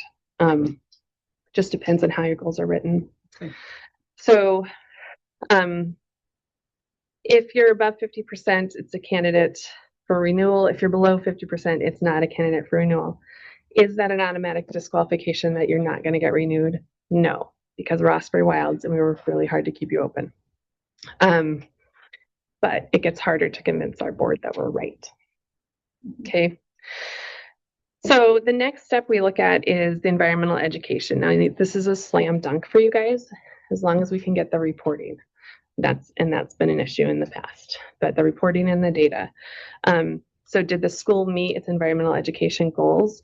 For Endazhi, if we can get the data, it's going to be yes. Okay. If that's yes, then we go and we look at the green column. Are there significant financial, operational, governance, or legal and compliance deficiencies? Currently, that is yes. Okay. Now, the question at that point is going to be, are we seeing growth? Are we watching dedication from the board and leadership to remedy? Do we think the school's financially viable for the next 3 to 5 years? A lot of stuff goes into this. Okay, has the notice of probationary status been resolved? Has the notice of deficiency been resolved? So by the end of going through this flow chart, there's kind of 3 choices that you can end up with. A non-renewal, which would mean that the school would close on June 30th, 2027. A corrective action renewal, which is 3 years. And that will give you a list of we'll give you a corrective action plan. And it's these X number of things have got to be completed in this 3-year period, or you will close. Right. Or it is a 5-year renewal, which is what every school wants because renewal is a tough process. So that is the discussion. We take that, recommend it to our committee. Occasionally, our committee will challenge us on our decisions, and occasionally our committee will not take our recommendation. Once the committee does take their recommendation, they take it to the Osprey board. The Osprey board has never not approved the committee's decision because the committee is the one with all the data. So by early March, mid-March, you guys will get the renewal decision. So that will come through to all of you on the board, as well as school leadership. And that will happen mid-March, end of March. Unfortunately, at that point, the hard work begins. There will be a list of things to be completed by June 30th. Like just immediate need things like required policy type stuff from the state is what it usually ends up being. And then there will also be kind of a list of things that need to be worked on throughout the contract. But a lot of the stuff that Rochelle has been doing as part of the notice of deficiency has already led into a lot of those things that are going to be needed for renewal. So already that work has started. So it's just maintaining it. It's that, and then the state right, like the state right now, the state moves everything around. the state right now has 8 new policies on the table. Yep. So it'll be right, that stuff too. Right, and they're going to be changing like that every year, I think. Right, and this is where like we want to be ahead of the game and not reactive, because in a financially stable position, because the policies and the finances aren't the work of learning, and we want to be focused on learning and the kids and making this the school you guys want it to be. Any questions about the renewal process? Well, it's pretty clear to me what we need to do, and I really appreciate you having this opportunity to come present the board with this, because unfortunately it's our board that has to go through that. Well, we're with you along the way, but it's a lot. And I appreciate that. I really appreciate your assistance through this whole process. Yeah, and as the board, I mean, we got to get on top of finances, but also got to get on top of who's in charge, leadership structure, because who's going to carry this through next year? Right, and That's a big job. it's a full-time job, and tell you that much. It is a full-time job. Is this your copy? Oh, probably. Thank you. With your extra copies of her. I can. You can have this one. I think I have. Oh, I did. Yeah. So thank you, Beth, for your presentation. So moving on to reports, financial report. Okay, good evening, everyone. I will share my screen.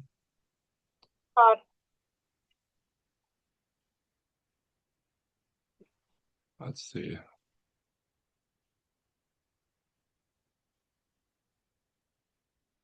Oh, sharing is not turned on, unfortunately.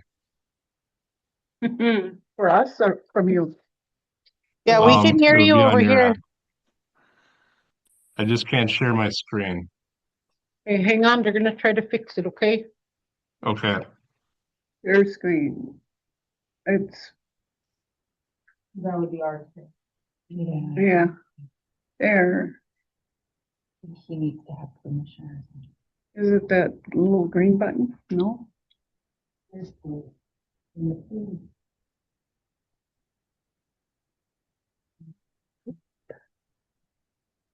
I'll just share mine. It should be a way for me to give him permission. I'm not seeing that. Oh, it's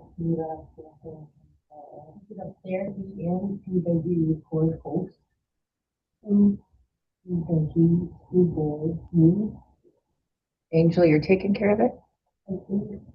Oh, Angel's trying to get it.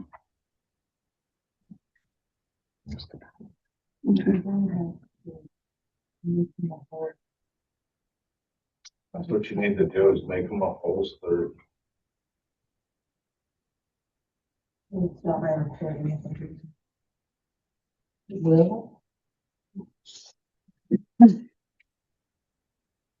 We might have copies. I think we might have copies of what you're going to cover.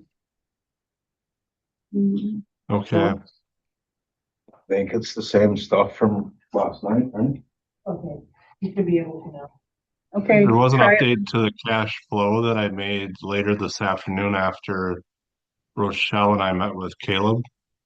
Are you able Just to share now? You should be able to. let's see. Yes, I'm good. Thank you.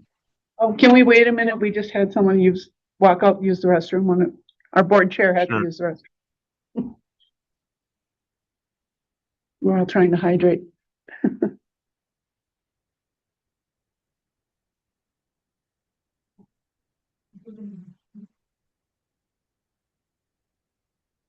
Thank you, Angel.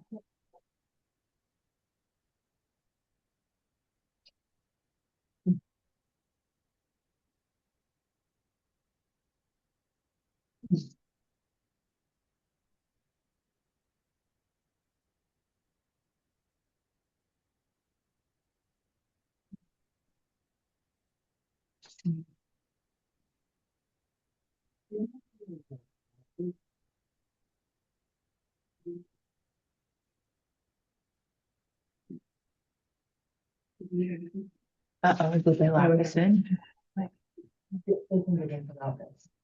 Yeah, I can get it in. He says, I can't get out. But I have a key. It'll be fine.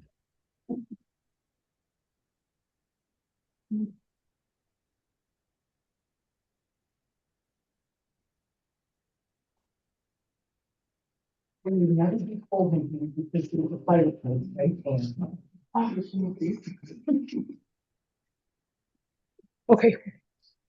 Great. Okay, we're back. That's okay.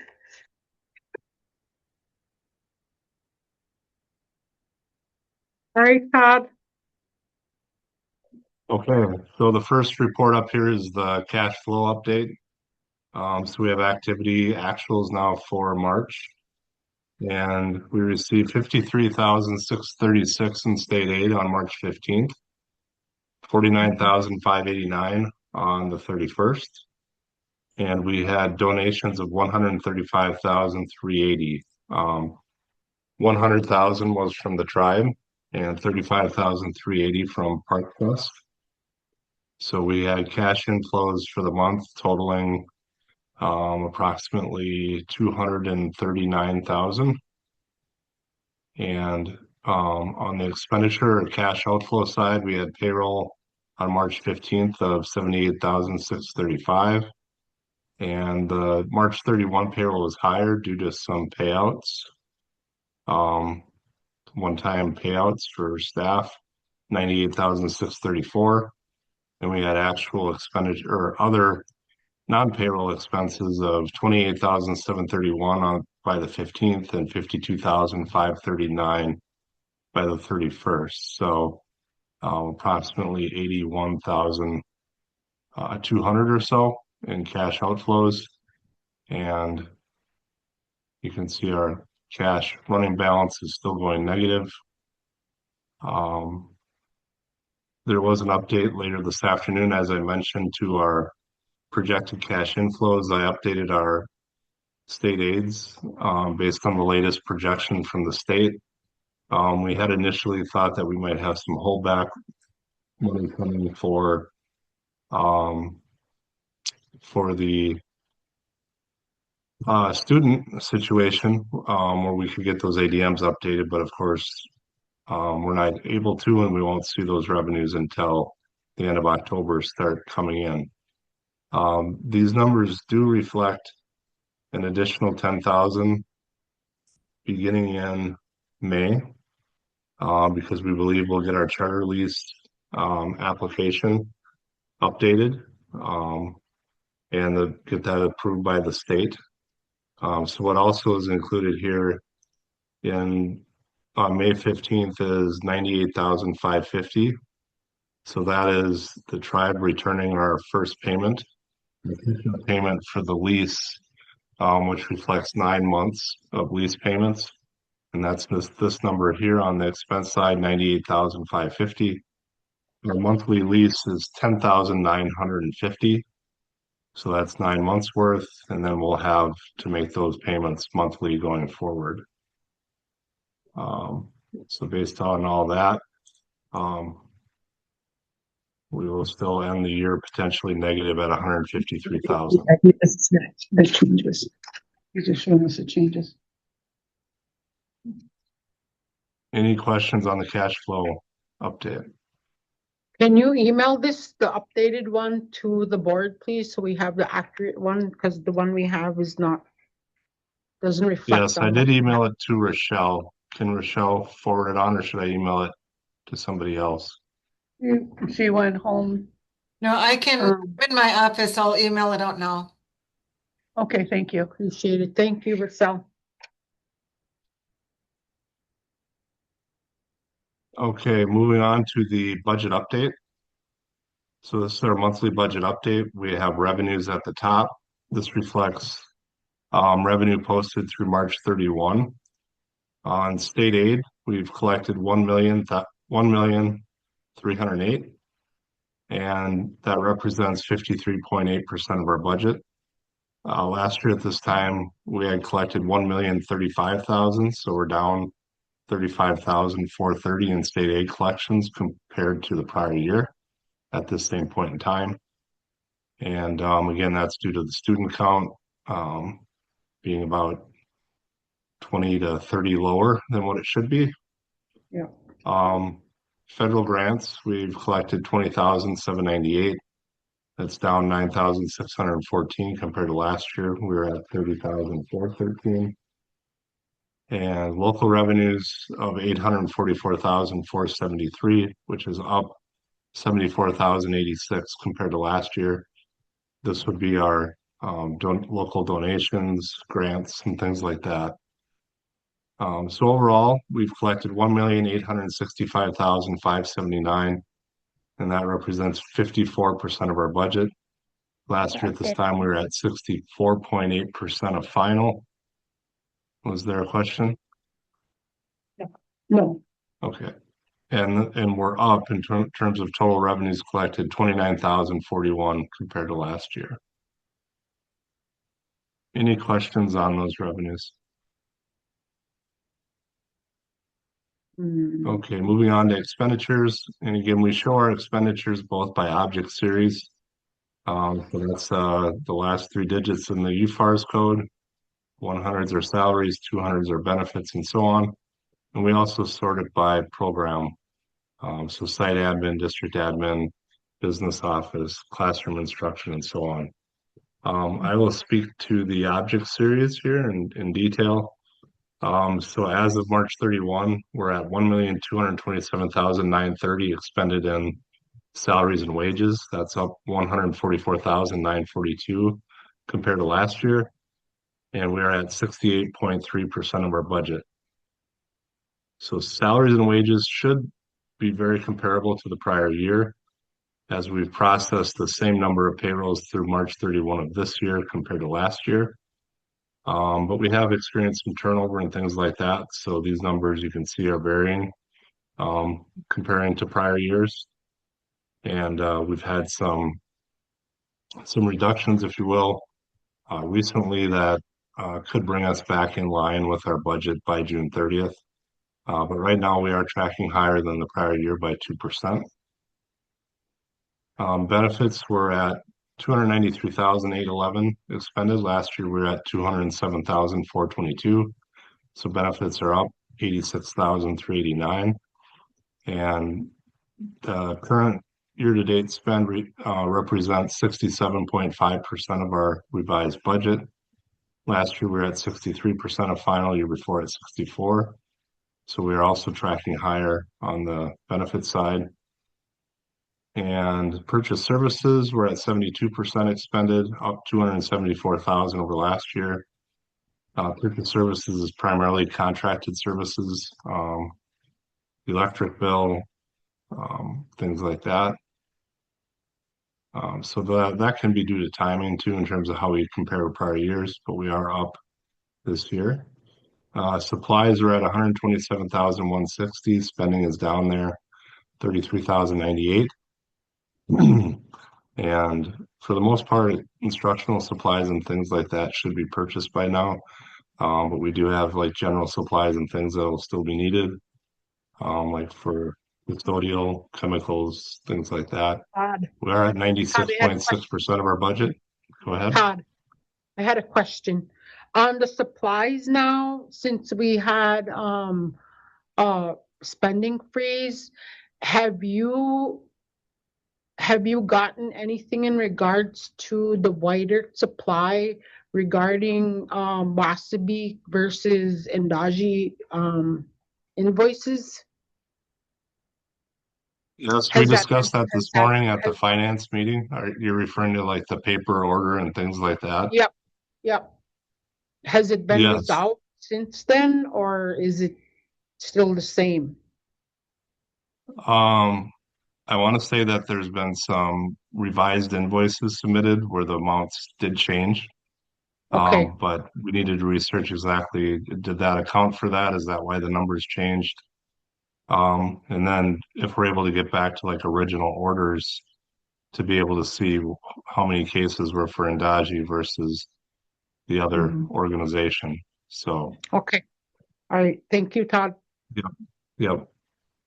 Equipment, there's a void in there for the payment to T&K, which is making that number show up as negative 134,881. And then we have other expenditures of 23,854 for like dues and memberships, things like that, which is very comparable to last year, up 2,500. So overall, we are at 64.1% of our final of our budget. And last year at this time, we were at 63% of final. Any questions on the budget update? That was the only question I had. Thank you, Todd. Yep. Okay, looking at the balance sheet, our running cash balance is a negative 125,015. We have accounts payable of 56,257. So those are checks that have been issued, or the vouchers have been input, but the checks have not gone out yet as of March 31st. And then we have payroll liabilities. So these would be our withholdings and so forth for taxes and retirement, PERA, TRA, things like that, from the payroll at the end of March. So total liabilities on hand, 69,870. And sorry, this broken into 2 pages here. Unassigned fund balance at the start of the year was 189,033. And our net cash loss, if you will, for the year, this is looking at revenues versus expenses for the year to date. We're at a negative 383,918. So our total running fund balance, if you will, is a negative 194,885. So this does not reflect the money that the state owes us for the inaccurate student counts, as well as the 10% holdback. So this will catch up significantly once we book that accrual to recognize that revenue, and then also the state pays us those monies due us. So total liabilities and fund balance at the end of March, negative 125,015, and that agrees with our assets as it should. Any questions on the balance sheet? No, it's pretty self-explanatory. Appreciate your giving us that information. Thank you. You're welcome. And then we have our detailed payment register for the month of March.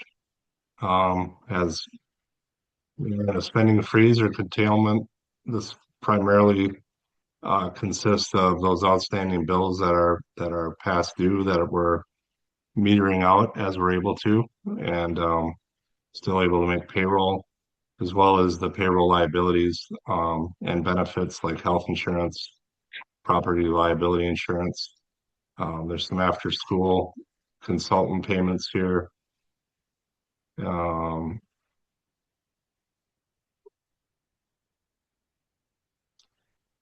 let's see, CMERDC for our smart finance system, for our accounting system and payroll.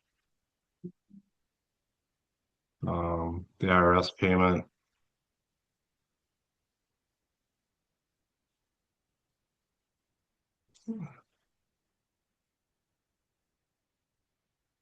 Any questions on what you're seeing there?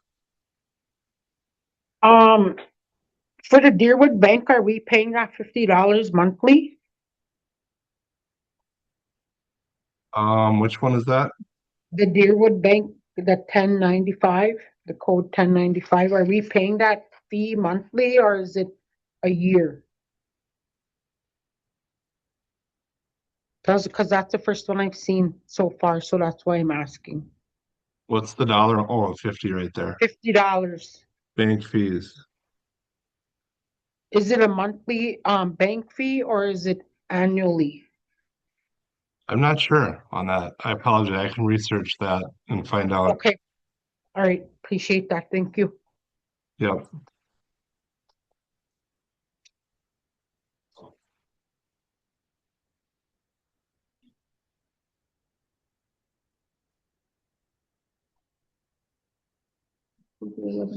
Okay, any questions on the checklisting?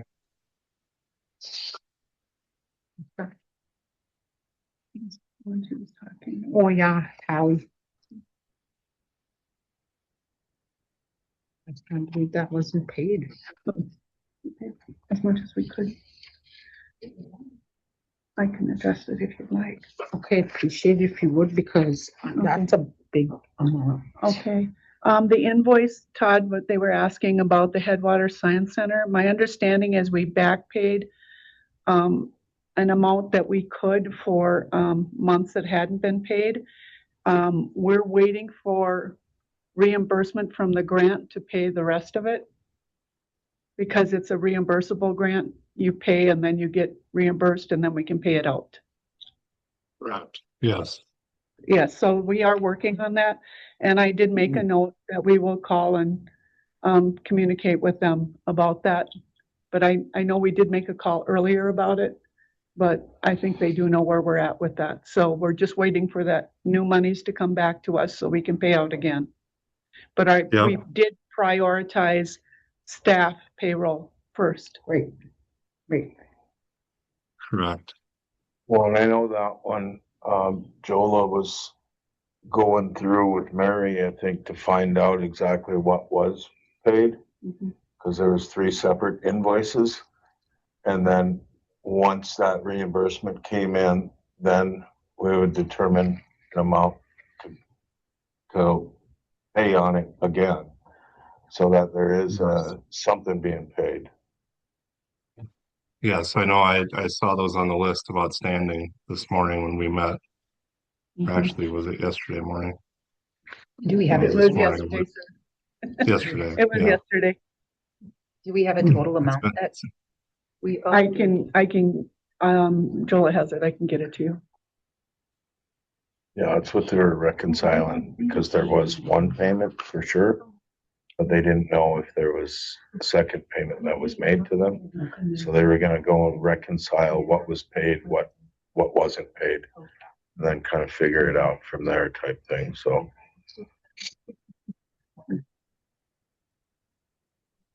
It's not completely lost in the shuffle. It is in the lineup somewhere. Well, thank you for having that update on that. So I had a question for the 1066, the Internal Revenue Service, that 14,000. Okay, so you need to explain that to me. I missed the finance committee this morning. Was that this morning or yesterday? Yesterday. So that internal revenue service payment is the semi-monthly taxes that are withheld from the employees, the payroll taxes, the FICA, and the federal tax. So that's remitted after each payroll. So that's how much you pay then after every payroll? All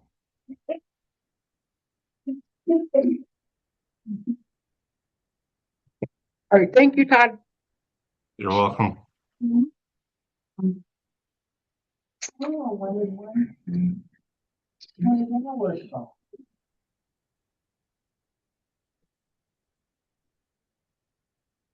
Not it for that.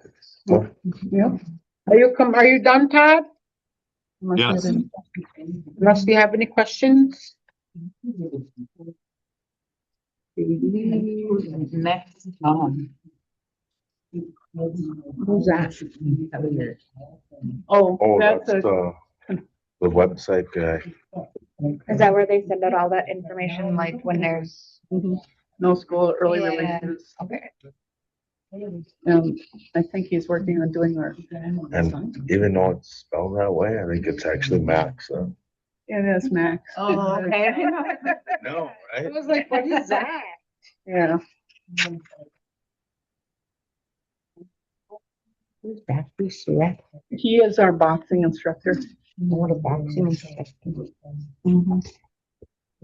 In West Jordan. He did an MC for us and then we had paid him and then the check bounced and so he resubmitted it. We gave him a new one. Wasn't made out of rubber though. It was second. The second one worked. Oh my God. Did the second one work? Okay. Human resources, Sandberg Solutions. Your guys' pest control that Joe Northwoods or whatever the hell that's called. He hadn't been paid. Does he like spray the whole building and he charges you $1,000? Well, he hadn't been paid for a while. He did quite a few. He came up quite a few times, especially in the fall. There was probably 3 or 4 times back to back that he was coming up for different things. Oh. But then so we're catching up with him. Just wondering, 'cause Yeah, if I could interrupt, these were payments for past due, all the way back through June of last year. Yep. the pest control. Yes, yeah, Back to you. back to June of last year. Okay. So thank you, Todd, for your finance report. Moving on to head of school report. Okay, I didn't do a formal written report because I've been crazy busy. But I did go to the council meeting yesterday just to introduce myself. And I told Rochelle it was my first and last council meeting because there'll only be one next month and I will send her. But I did feel like they needed to at least see my face there. So we've been really busy in school. We've had a lot of people sick, which because we tend to cover internally, we only have one sub and I can't seem to get a hold of her. Everybody is just pulling extra duties, just trying to keep everybody covered. And God bless them. They do a wonderful job doing it. I can move people around and they willingly do it. It's amazing to me. I'm so grateful for their support. We had our APAC meeting, which I will let Anne Marie talk about in the next part. But we are looking at part of our presentation today when we talked to Beth was about the work we did with buying curriculum and monitoring curriculum and that sort of thing. And Joel has been working with people doing lesson plans and making sure those lesson plans connect to the standards. So that started at the beginning of this year. Every time you start something new, it takes a while to develop that. So, moving forward, it should be easier and much clearer. It's like learning anything. It just takes a while to get good at it. But once it's in place, it'll be easier for everyone. Discipline issues, we've had a few. Well, we've had some, our upper grades seem to be really struggling. And we're not quite sure why, but I am reaching out more to IM. We've had a couple students who haven't been signed up with them, so that limits the number of times they can see them. I am trying to work with them. I did meet today with Dion and found out that there was way more that they could do for us than I knew about. So like she said, we're going to be reaching out to that. I know there's only like 5.5 weeks of school left, but she has offered to help and I'm going to be tapping into that as much as I can. So any other questions you have of me?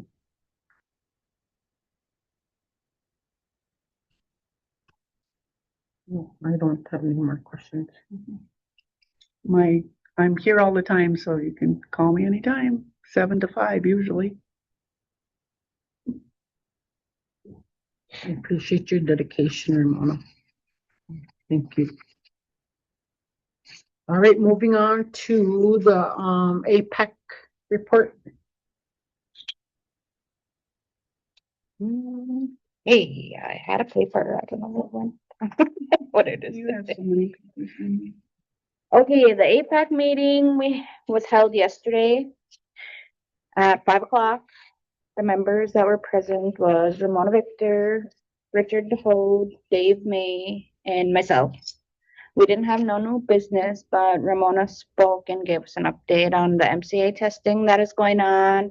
The kids were rewarded with root beer floats for completing the reading testing, and math is taking place this week and next week. Perfect attendance. Students took a trip to the water park. There were 16 kids that got to go. My daughter was bummed because she didn't get to go. Right. Yeah, I said, that's how you gotta go to school. Right? Spoke a little about summer school, which is being planned for the month of June. Dave May questioned about last year's testing, did not go well, and was wondering about this year's testing. Ramona spoke a little about that and reassured Dave that the testing being done was a little different than last year's and feels confident that this year's test scores should be better. Ramona also spoke about the curriculum they have in place this year and that it is helping. Asked about if there would be funds to hold summer school, Ramona said yes, funds are from the state and for summer school. No further business. Meeting adjourned at 5:23. The next APAC meeting will be held May 12th, 2026 at 5 o'clock. Still no snacks either. I was noticing. Well, it's because we didn't have a big meal. Only snacks. Have snacks. Some of us had gum. Ramona That's all I had was gum. No, just kidding. But I appreciate you. Thank you for the parent committee for meeting and Miigwech. So moving on to item 7, consent agenda. We need so I hope everybody got to review. We did table the rescheduled board meeting minutes of February 25th until May 20th. We tabled the working board meeting minutes of March 18th till May 20th. Otherwise, you should have had all the Wasn't there another one that was tabled or no? No, just those two. Just those two. There wasn't. So we're gonna be doing those 2 packets will have been not recited yet. That's what you call it, recited. Yeah. For those 2 days. So we'll review those May 20th.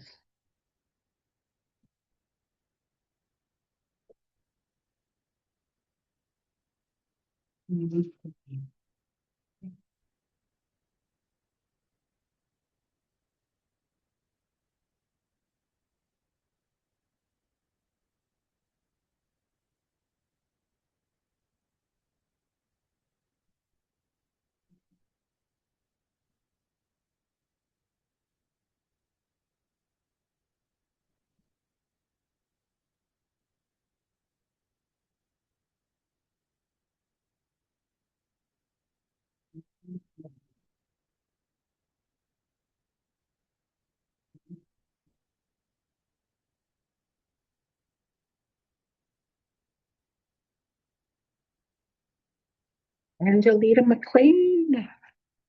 That's how you spell your name. Cool. Never knew that was the whole name. I know, I thought I was called Angel. I only knew you by Angel.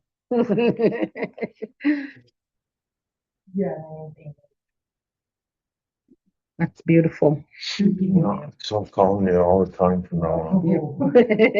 Angelita English.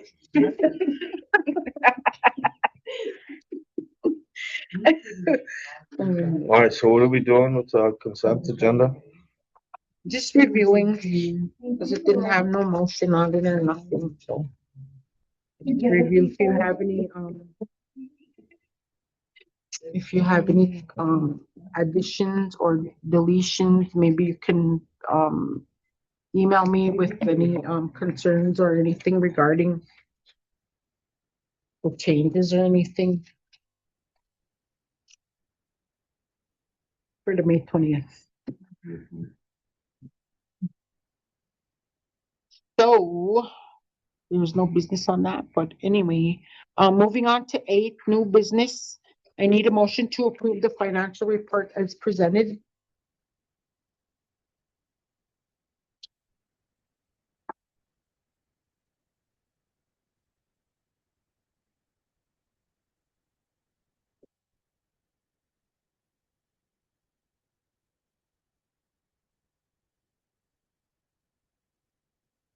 I will motion to approve. Motion by Donovan, We should mark this. I think this is the first time he actually motioned. Oh, no, it's been on there. The first one. It's been on there. No, you were always the second one. No, Let me go back and look. review your notes. I'm gonna now. so requesting a second to approve the financial report as presented. I'll second.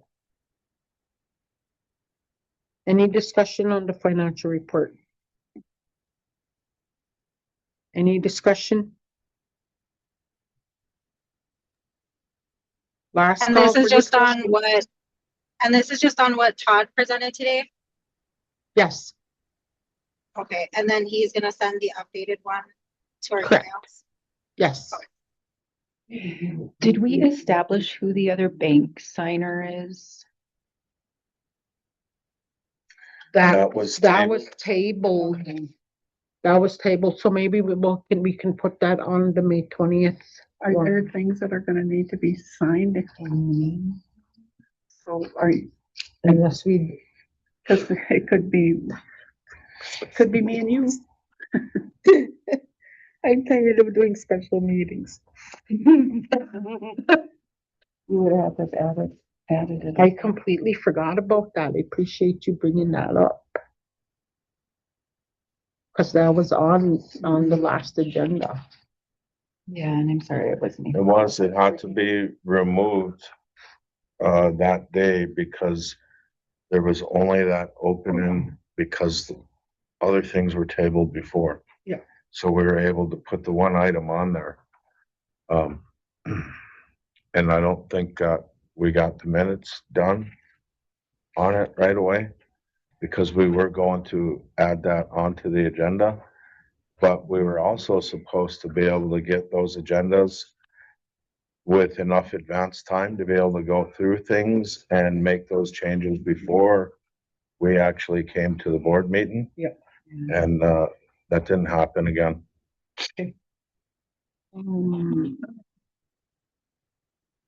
Was that again? The check signer.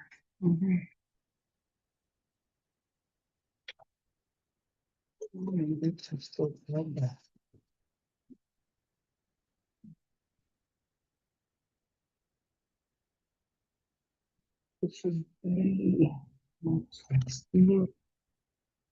Can't remember when that was.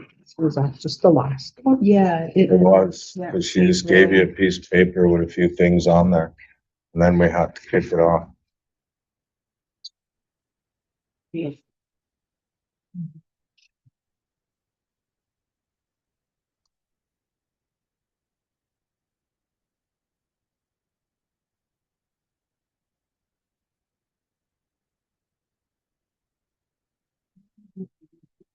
$327.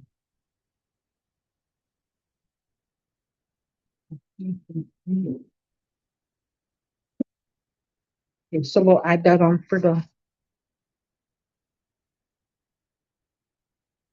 Madam Chair, we have an annual meeting on the 27th. That's just a little ways away. I don't know if that's an item that can be moved on them.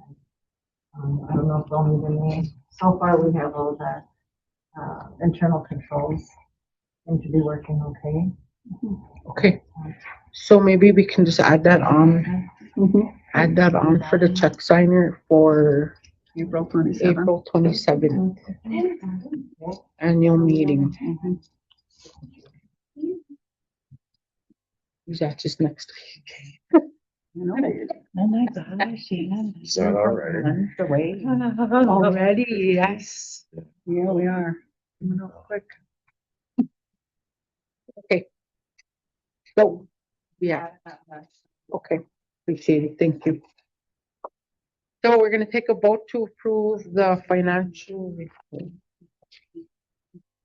And then add the check signer, delegation for the April 27th, 26th annual meeting. So I need, I'm gonna go through the vote. Nicole, Mr. Approved financial report. Yes. Bianca, Yes. Victoria, yes. Anna Marie. Yes. I keep saying Anna Marie, you're not even, Donovan May. Motion passed 5-0.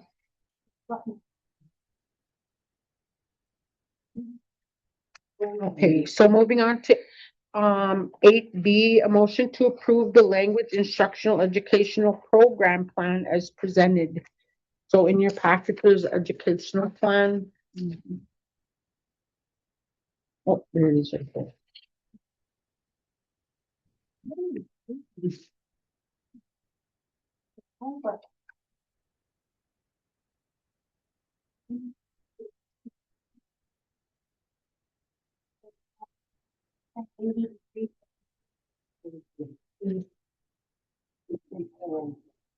Where are you coming here from?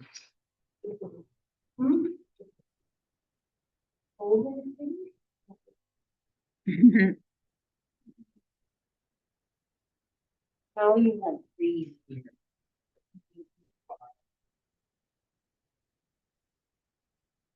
Do we have a, oh. Yeah.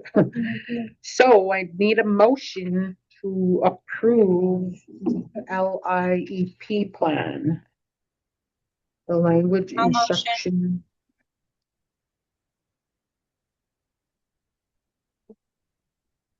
A second.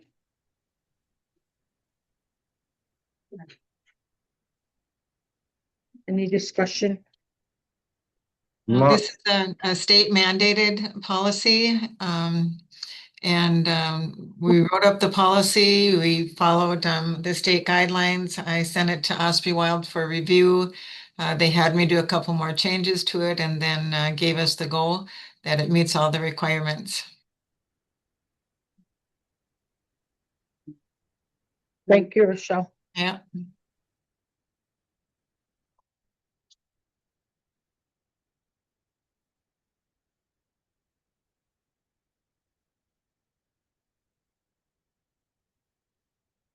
The only question I had is when you have the language institution instructional educational plan, reviewing it to enhancing the knowledge of the language, is there a testing tool to test the proficiency on that?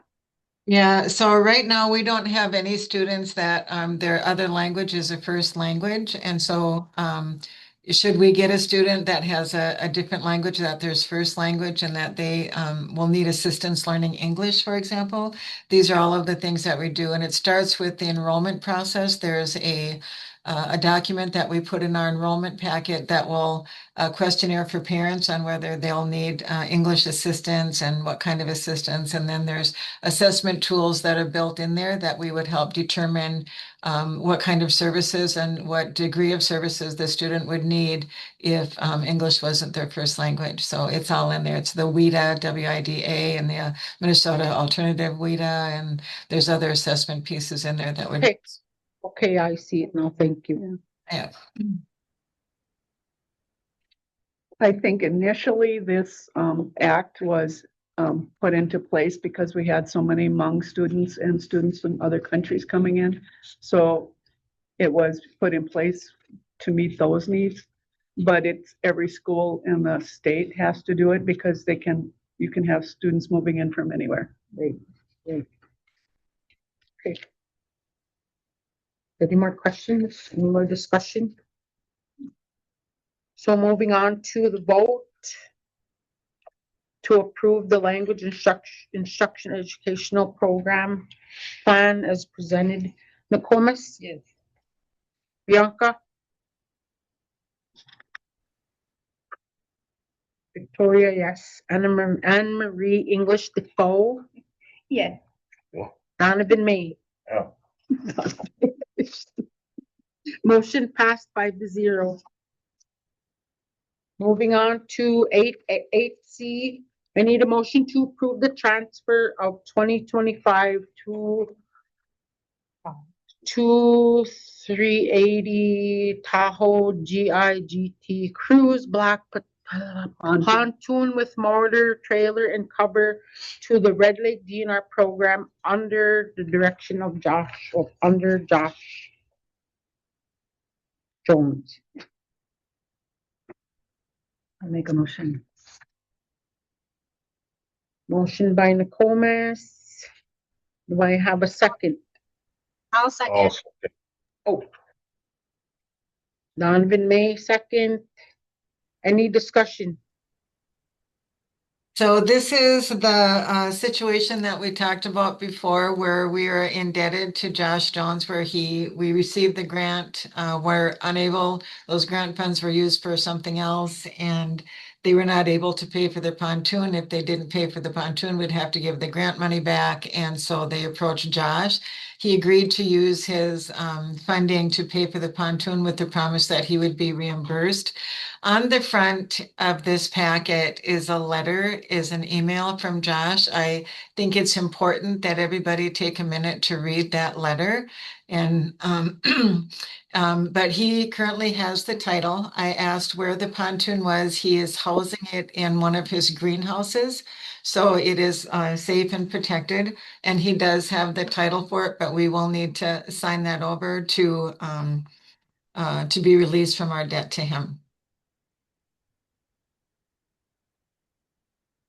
And that would take care of 35,000. 36,300, I believe.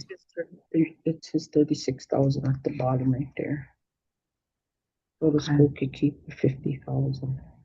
I think his email to the board is pretty important.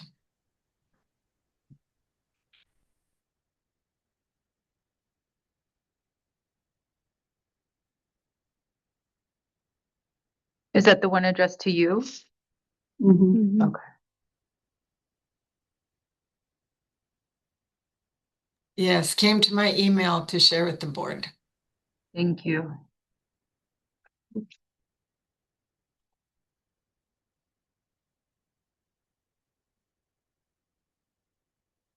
See.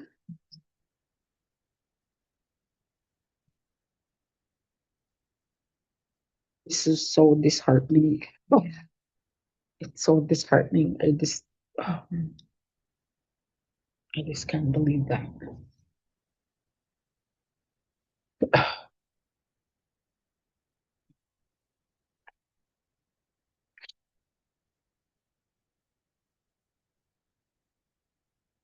That he had a truck.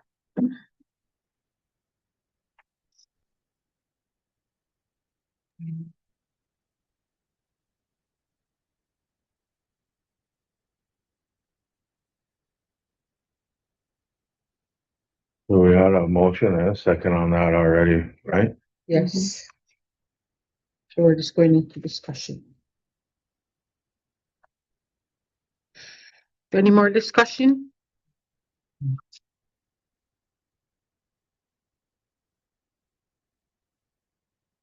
Any more discussion? So the grant, we were supposed to buy a pontoon. Is that what the grant money was supposed to be for? Yes, the grant, I believe, gosh, I have to think it was I believe it was for 50,000. We received that back in September. And the pontoon was not purchased, and so the pontoon people, but the pontoon was ordered but not purchased, and so then the Nature Conservancy said, hey, guys, either you have to purchase this pontoon or you have to return the grant money. And then, so they went to Josh to see if he would pay for it, as they said our money was, that our money was tied up. I don't know what happened to the grant money we received to pay for that. But Josh is the one that did the science curriculum with it and took the families and some students out on Fuller's Lake to fulfill that grant obligation. When Josh finished that, then he wrote a report to the Nature Conservancy, and that closed out the grant. But there was a promise that he would be paid back for that, and that hasn't happened. So my recommendation was, because we don't have any extra money to pay that back either, was that we would just sign the pontoon over.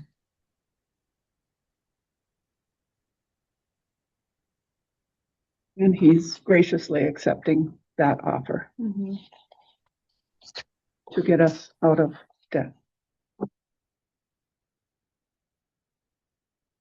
Or a little bit of debt. Is there any more discussion?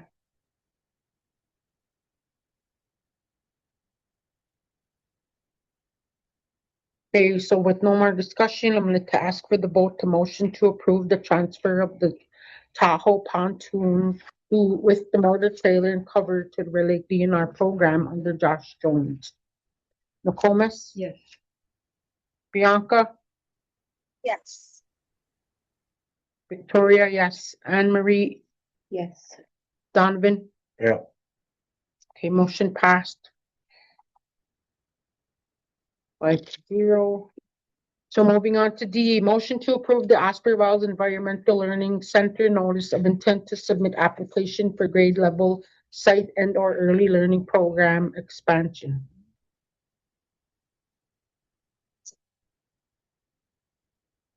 Did we not get that? No, we did not. Oh, Well, how many? Oh, I have the Bush one, but I don't have. I didn't get that one. neither. Angel, we're missing the Osprey. So Vicky, I put that in your folder. Right in front of and me, it right in has, front of me. My bad. I forgot. There's a tab in there for your signature. I forgot. My bad. My bad. My bad. So there's 3 items on this agenda that are pretty lengthy items. So I put them in Vicky's folder to share if you want. I'm just gonna send it around. This is the Osprey Wilds grant that they need. So if you have a motion and a second, we can go into discussion. Okay. Do I have a motion to approve? Well, I want him to look at it before anybody makes a motion to approve it. So.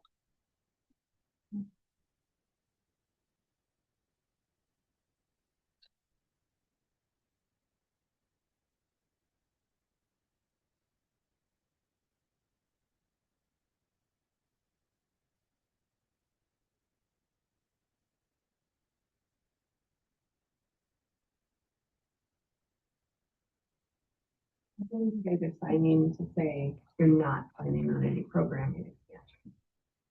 Oh, planning on no expansion. Yeah.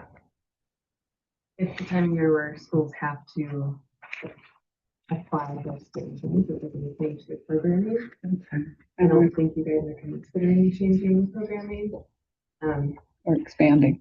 So, yeah, I believe it's like a check now on the board plan. Okay. I'm not sure why. You think if you just didn't get the application, it would be.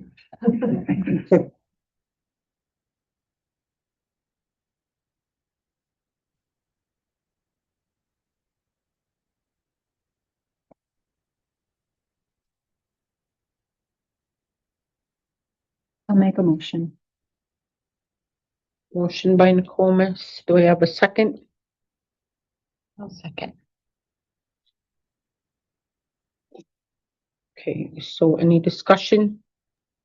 Second by Anna Marie. Anne Marie. I keep calling her Anna. Was an explanation given? Yes. Okay, thank you.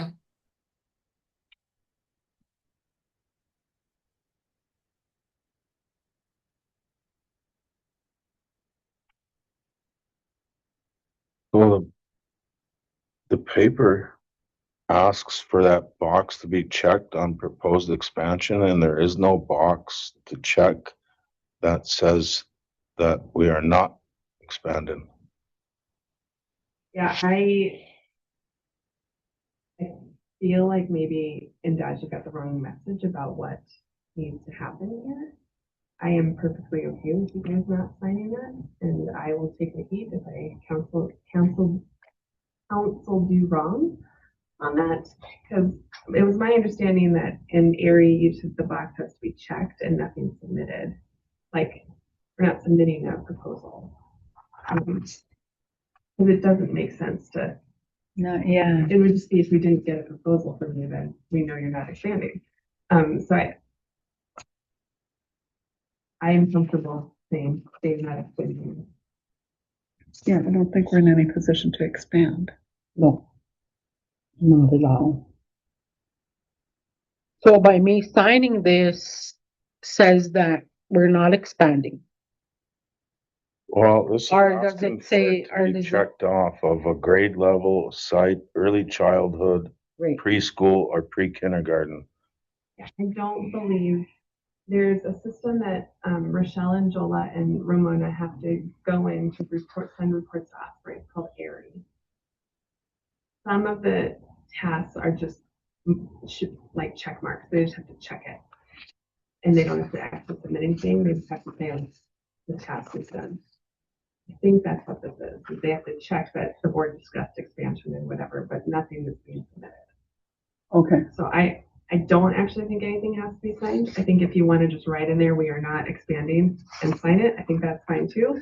If I'm wrong, I will take the heat and it will not come down on Endazhi.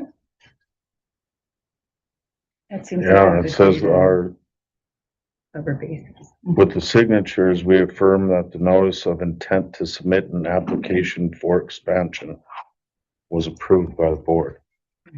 So you want to vote no? Well, I mean, we're not Yeah. doing any type of expansion, so it doesn't,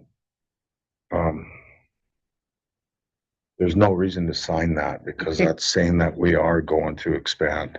okay.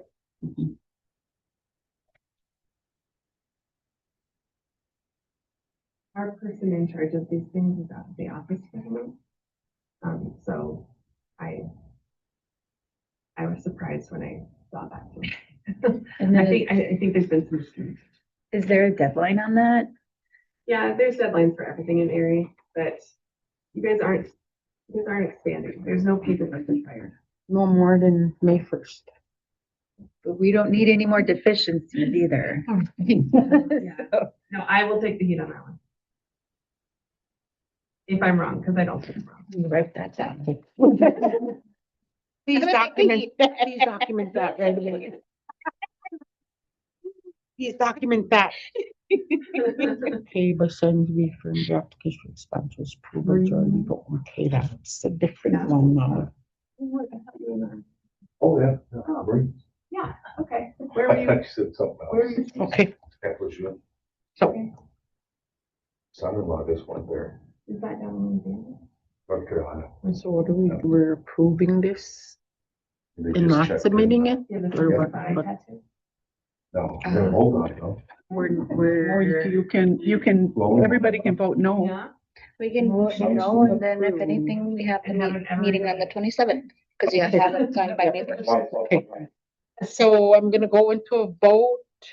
On D, the motion to approve the Osprey Wells Environmental Learning Center notice of intent to submit application for grade level site and or early learning program expansion. Nicole, miss.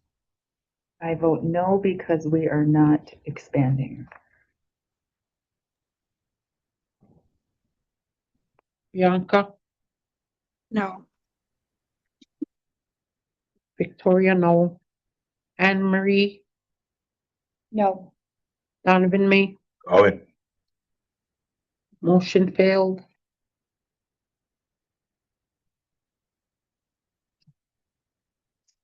I'm gonna go into your account right now. Okay. It's moving into your spot, so that's okay. You're good. Moving on to E, a motion to approve the Minnesota multi-tiered system of support grant application. So that is this one. Motion, okay. So I'm gonna pass that around and let you review that while I go smoke a cigarette. No, I was kidding. Right?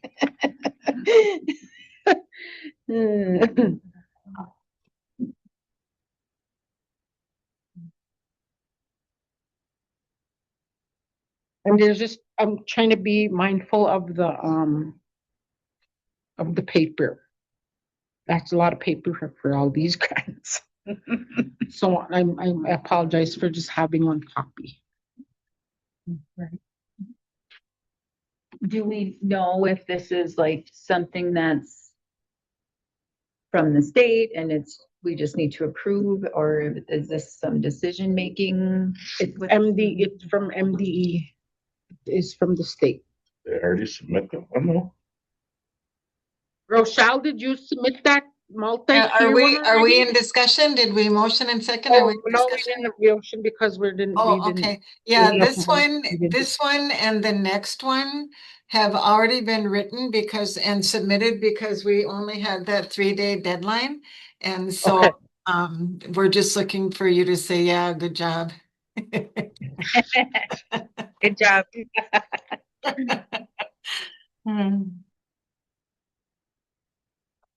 are already submitted. You guys have something in front of you, don't need to submit that paper. Yeah. So the instructions on ARI, if the school is not planning a site or grade level expansion, please state as such in the narrative field. A separate document does not need to be uploaded. Okay, thank you. So There you go. Ramona, I'm just gonna state that in the narrative field and close it off. Okay, Thank you for that. Thank you, Beth. Rochelle, when were these two grants submitted? Last week. Let me get you the exact date. Okay, appreciate it. Thank you. Was there a signature page on the back at all? Gawin. Nope, there wasn't. Okay, give me just a second.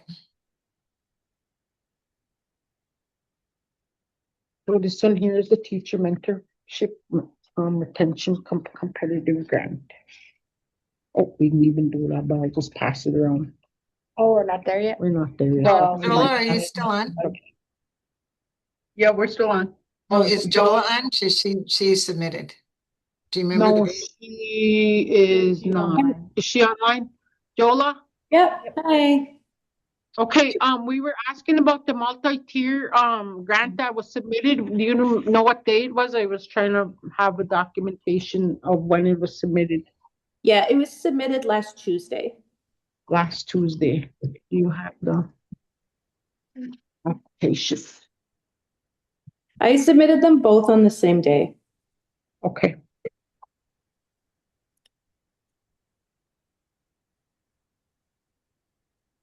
Last Tuesday was what? April 2nd? April 7th. Okay.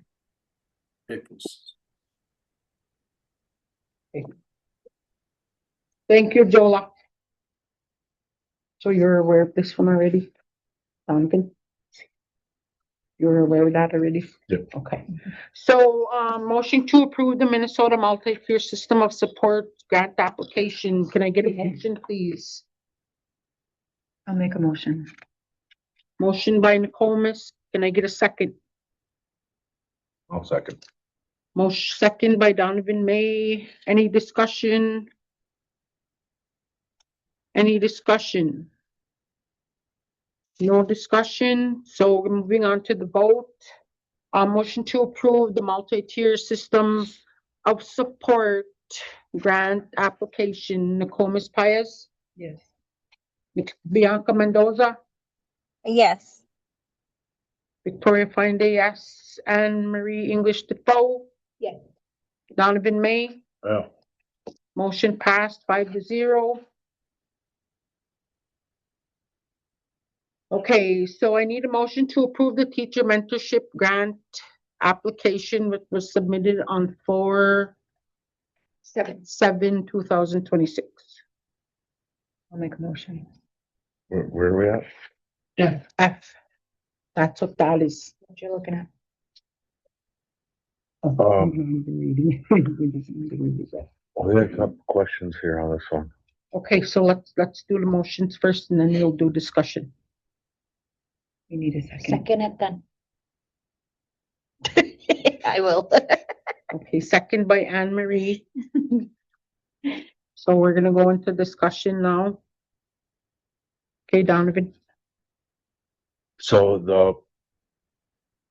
the grant, the application cover sheet, number 1 on there says an original signature from the identified official with authority to sign on behalf of the applicant.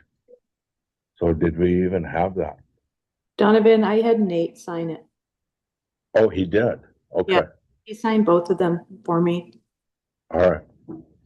That was what I was concerned about, whether or not that actually we had somebody to do that. Yes, he did that. Thank you, Jola.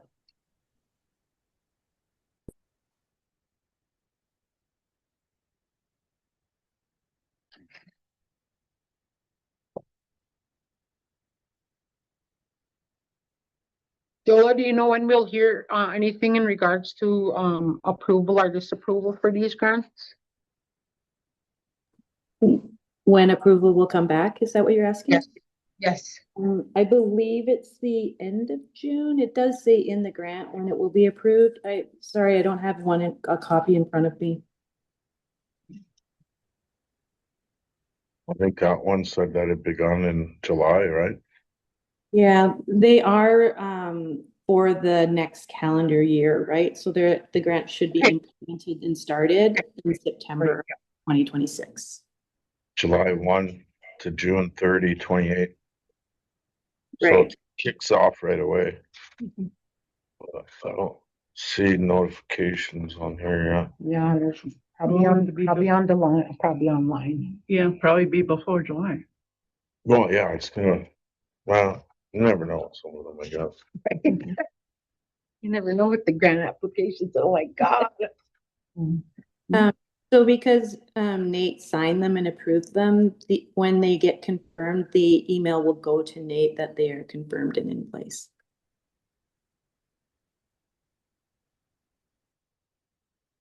So does Nate know that? Yeah, when he signed it, he had put his email address in there and his phone number and his name, and then he signed it because he's the approving authority. Right. They CC me on it as well, but usually the initial acceptance letter of the grant will go to him. It's possible that they might CC me as the manager of the grant. Well, maybe you can, oh shoot. Can't even contact him. Okay. Could you contact the grantors to make sure that they CC you on? I could.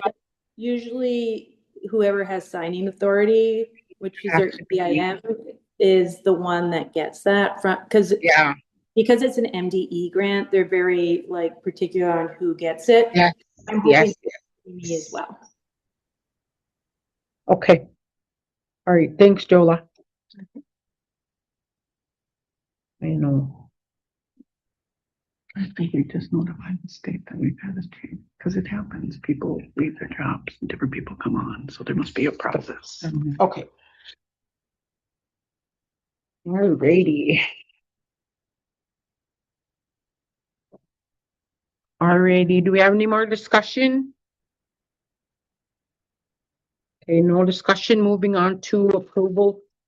A motion to our voting on to approve the teacher mentorship grant application. Nicomas. Yes. Bianca Mendoza. Yes. Victoria Finde, yes. Anne Marie English Defoe. Yes. Donovan May. Yeah. Motion passed 5-0. Alrighty, moving on to G, motion to approve the bush grant application. That should be in your packet. Right at the top. I'll make a motion. Okay. Do I have a second?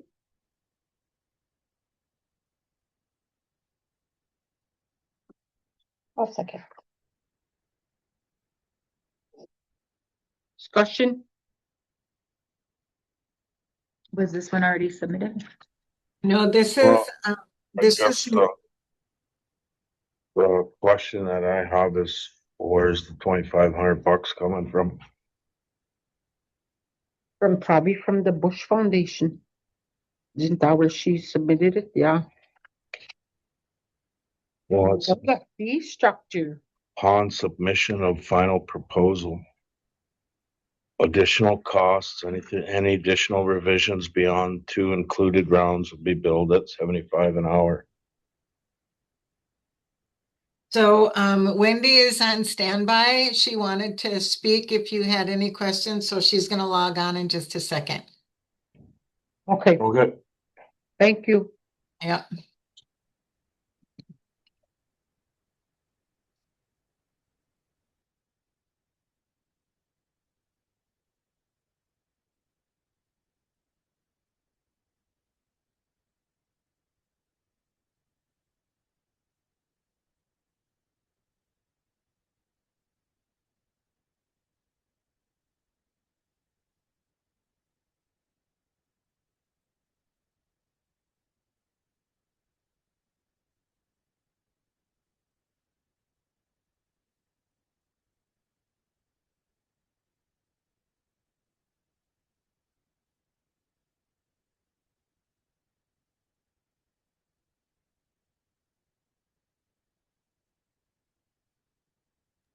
She's trying to log on. Hang on.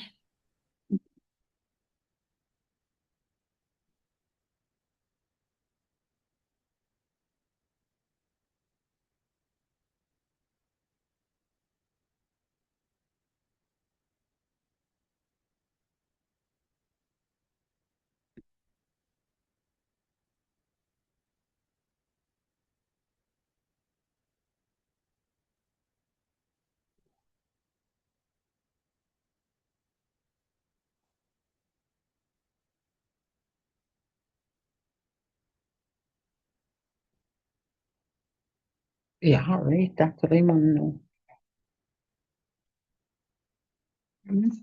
The fee? There's a $2,500 fee. And then is this taking on more than?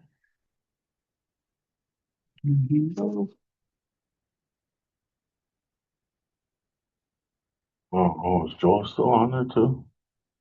I don't know, Jola, were you part of this grant? No? Or No. was it all Wendy?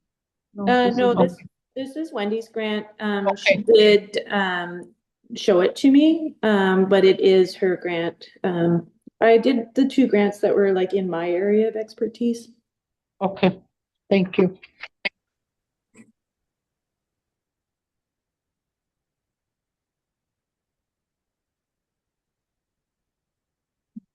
And then does her grant mean that she's gonna oversee it or? Well, that's the other question. Okay, yeah, we'll let her come Oh, I on got and something. I just got back from Bemidji. I don't remember what I got you. what was it from? Was Hey, it Wes. something really nice? Oh my God. What'd you get us? B? That'd be nice. You guys missed out. Sorry. I'm gonna hold you to that.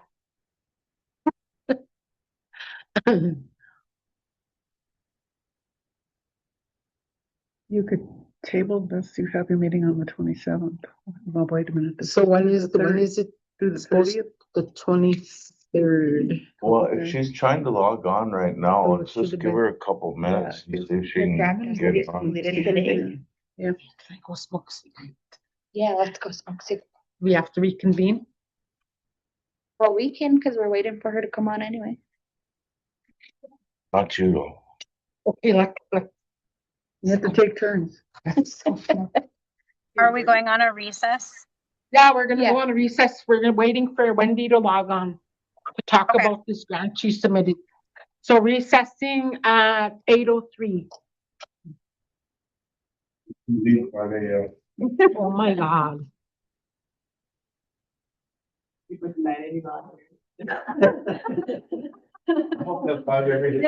it get cold yet? Did you go outside? No, no. Is it warm out there? No, I just. Haven't been out all day. I haven't been out all day.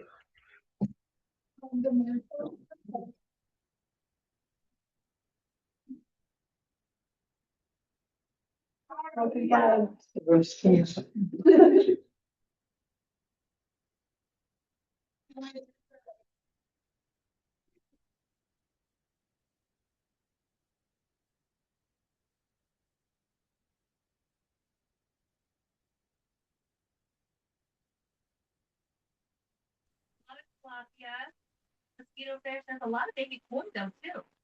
Yeah, it'll be interesting to see. Bonjour. Unfortunately, all the babies off the they're gonna perish this fall. They're in Is a anybody? recess right now. Huh? See what survived. They're in a recess right now. Oh, okay. All right. So do you, for how long? Probably about 5 minutes. Okay. I'll just come back on. Okay. Or do you just want me to, I'll just mute and, Probably just mute and wait. okay. All righty. Thank you.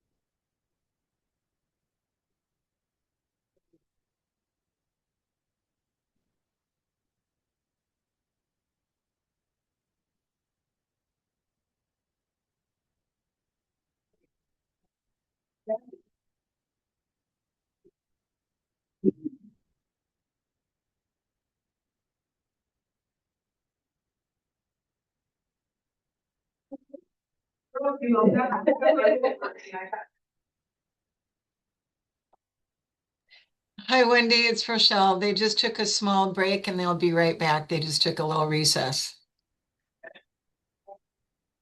Okay. Yep. Okay. That's what Angel said. Oh, perfect. Okay. All right.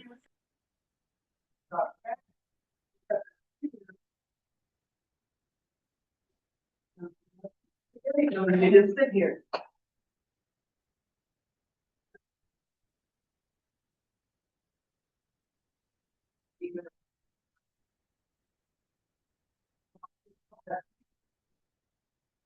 Well, I've seen my I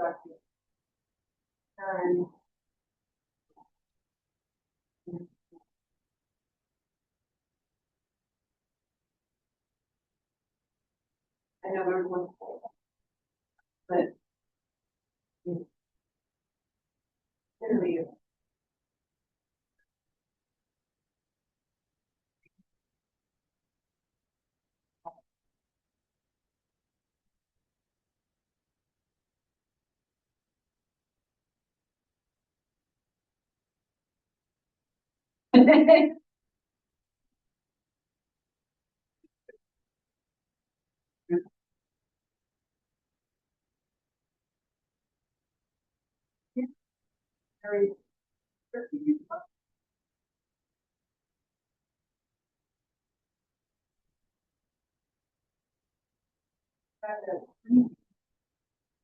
but yeah, it's like, you know, and you're like, oh, you get there. Okay. Okay.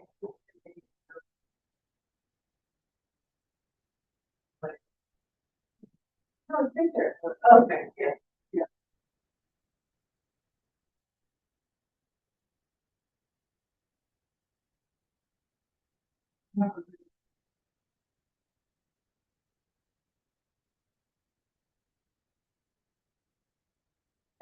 You waited all like that, you're. We did it, well, we really got it. And we've done this long. We're married 2 years.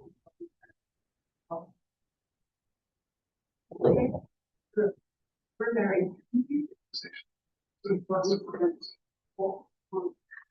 it work so well?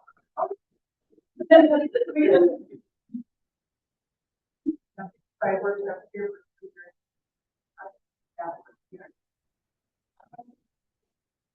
All that.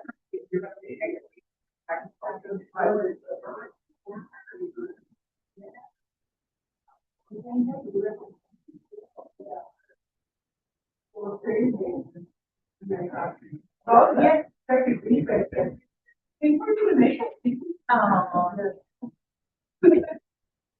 Oh, yeah, she's on my daughter. Oh, she's on now.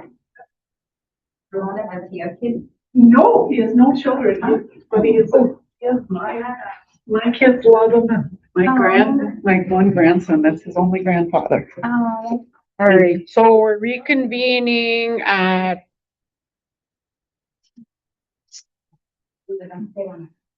8:11. What the hell, you just looked over there at the class. All righty, so, Wendy?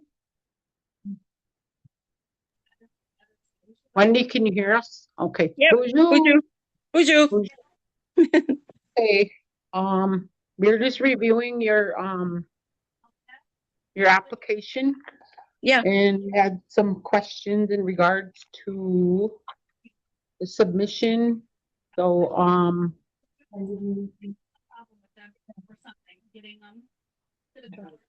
What kind of questions do you have? so, Nicole Messley, you the one. Donovan. Donovan, you were asking about. Oh, if it had already been submitted, No, but it No. hasn't. No, I'm still working on it. Yeah. So they don't ask, it's actually $250 unsolicited funds, so we can use it for whatever. But in looking at Bush's mission and what they fund, it can change, but I have it under, I have our breakdown, and this is just like in-house staff capacity and professional development. I have that at 80,000. And that those funds would be used for teacher stipends for planning, training, and curriculum work outside of contract hours, professional development workshops and coaching, and time for collaborative planning and peer learning. So, and then this ensures that the staff has time and support to implement improvements effectively. And then that's the first. I have, let me see, how many do I have here? I have six line items that I broke it down into. So the second one is instructional systems and curriculum development, 60,000. And like any of this can be changed. You know, I'm just looking at our staff needs and the school's needs right now. Okay. So under instructional systems and curriculum development for 60,000, I have curriculum design and refinement aligned to standards and culturally grounded learning, development of instructional materials and resources, and structured planning systems and tools for teachers. And this strengthens consistency and quality of instruction across the school, because you know there is no cohesion and flow between the grades. And so I think, and then a lot of what we're doing is not what our mission statement says that we're going to be doing, that we're going to be, that we're land-based and that we're culturally relevant and language-based. And so I was looking at, you know, getting that curriculum design and refinement aligned. 3, leadership and organizational development. I have that at 40,000. And how these funds would be used is leadership planning, time and stipends, development of internal systems, processes, and roles, and strategic planning support and implementation structures. And this builds internal capacity so work is sustainable. 4, I have community engagement and cultural integration, 30,000, and how those funds will be used is community meetings, engagement sessions, and planning events, compensation for community knowledge keepers and contributors, and integration of culturally relevant practices and materials. And this ensures that the work remains grounded in community values and relationships. Okay. 5, and I can email this to you guys, or if you want, or 5, evaluation, tracking, and sustainability systems, $25,000, and how those funds would be used as data tracking tools and systems. So that's a biggie for our for Osprey Wild, and also for any kind of future grant funds that we would be applying for. We really need data is key. Data tracking tools and systems, progress monitoring and reporting, and continuous improvement processes. And this ensures accountability and long-term effectiveness. And the last one, I have administration and grant management, 15,000, and how those funds would be used is coordination, reporting, and compliance requirements, and oversight to ensure funds are used properly and efficiently. And this keeps the project organized and aligned with grant expectations. So like, you know, that's, you guys are well aware that, you know, we lost some big money, you know, from not being in compliant with our grants. And so that's a biggie. Yes, it is. And so, you know, this isn't concrete, you know, these are just some ideas out there, you know, that I see because, you know, I've written grants for almost 30 years now. And I mean, just this is what I see, is that we really need some systemic and structural foundation, you know, because if we can't build a house on a rocky foundation, we just can't. And so I think that these systems, and this is a biggie with Bush. So like I said, these are unrestricted funds. This isn't, I just threw this in there. They don't ask you for a budget. They don't, but these are just some things that I see that the school is needing, you know, with a planning background. Yep. So any comments or input? Donovan? Well, I guess the biggest thing is, you know, who's going to be doing the monitoring, if that was to be accepted. And the other thing, the even more important thing, is the fee on there. You know, I don't know if that's something that we even have. What's that? The $2,500 fee. What fee? The $2,500 fee. The fee structure. The fee for the outline services of $2,500. Final. Yeah, that's what I charge is 1%. Yeah, and I mean, I'm not questioning the amount, just whether or not the school actually has the money. Does it come right off the top of the grant? No. If you look at the contract, that's I have a proven track record. Like I don't know if we lost those funds. Like I put in for $500,000 on that grant, and they approved it. MDE approved it, and then they turned around and wanted to fund more projects, and so they cut it down to just under 400,000. And then it sat idle. Like we were awarded this over a year ago, and that was for the Chromebooks. Initially, it was for a basketball court, but because it's rollover from COVID funds, like they didn't tell us till like 7 months in that they weren't going to fund the basketball court after they said they were going to. And so I think the more people that got involved, the more they kept changing things on us, and then it just ended up being that was a grant that we had to it was a reimbursable grant. And then I don't know what happened with the finances, but they were just getting depleted, and the further and further we kept getting away from that grant. So I don't know about the finances, but So what we're asking is, you want the school to pay you 2,500 for writing this grant? Yep. Does that include monitoring? It can be.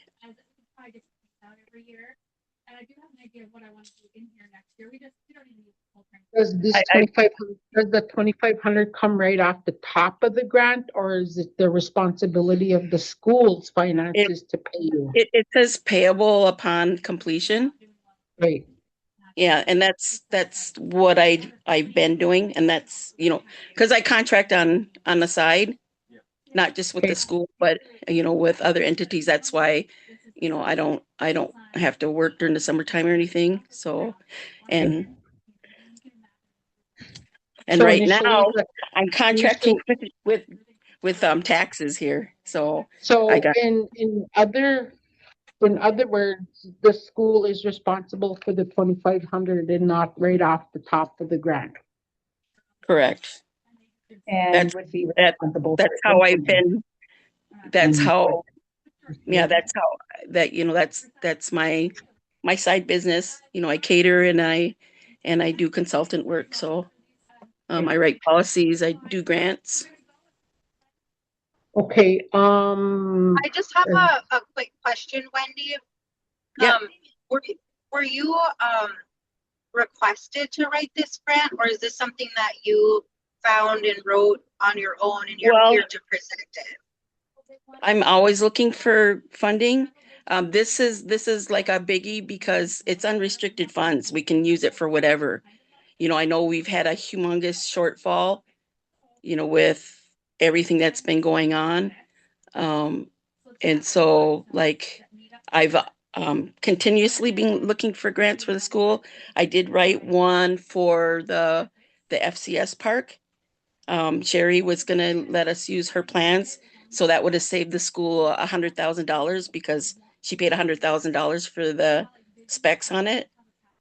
And so it was still $500,000. But I was trying to see if we could be creative in that approach, but they shot it down. So, that was like my kids are my class is kind of like over with that park that's out there. It was good for the fall, but it's just, I mean, I'm walking over to Shady Park still with my kids. So, just looking for like priorities. I know that this is a biggie because it's unsolicited funds. We can use it for whatever our shortfalls are. Mm-hmm. And and they're pretty good at with the turnover on it. So, because like if you apply for a federal grant, it's a 6 month turnaround. So Right. they post it for 3 months and then, well, you know that, right, Vicky? Yep. So, and I wrote grants for Vicky when I was a grant writer for the For AmeriCorps, yeah. yeah. When did, Yeah.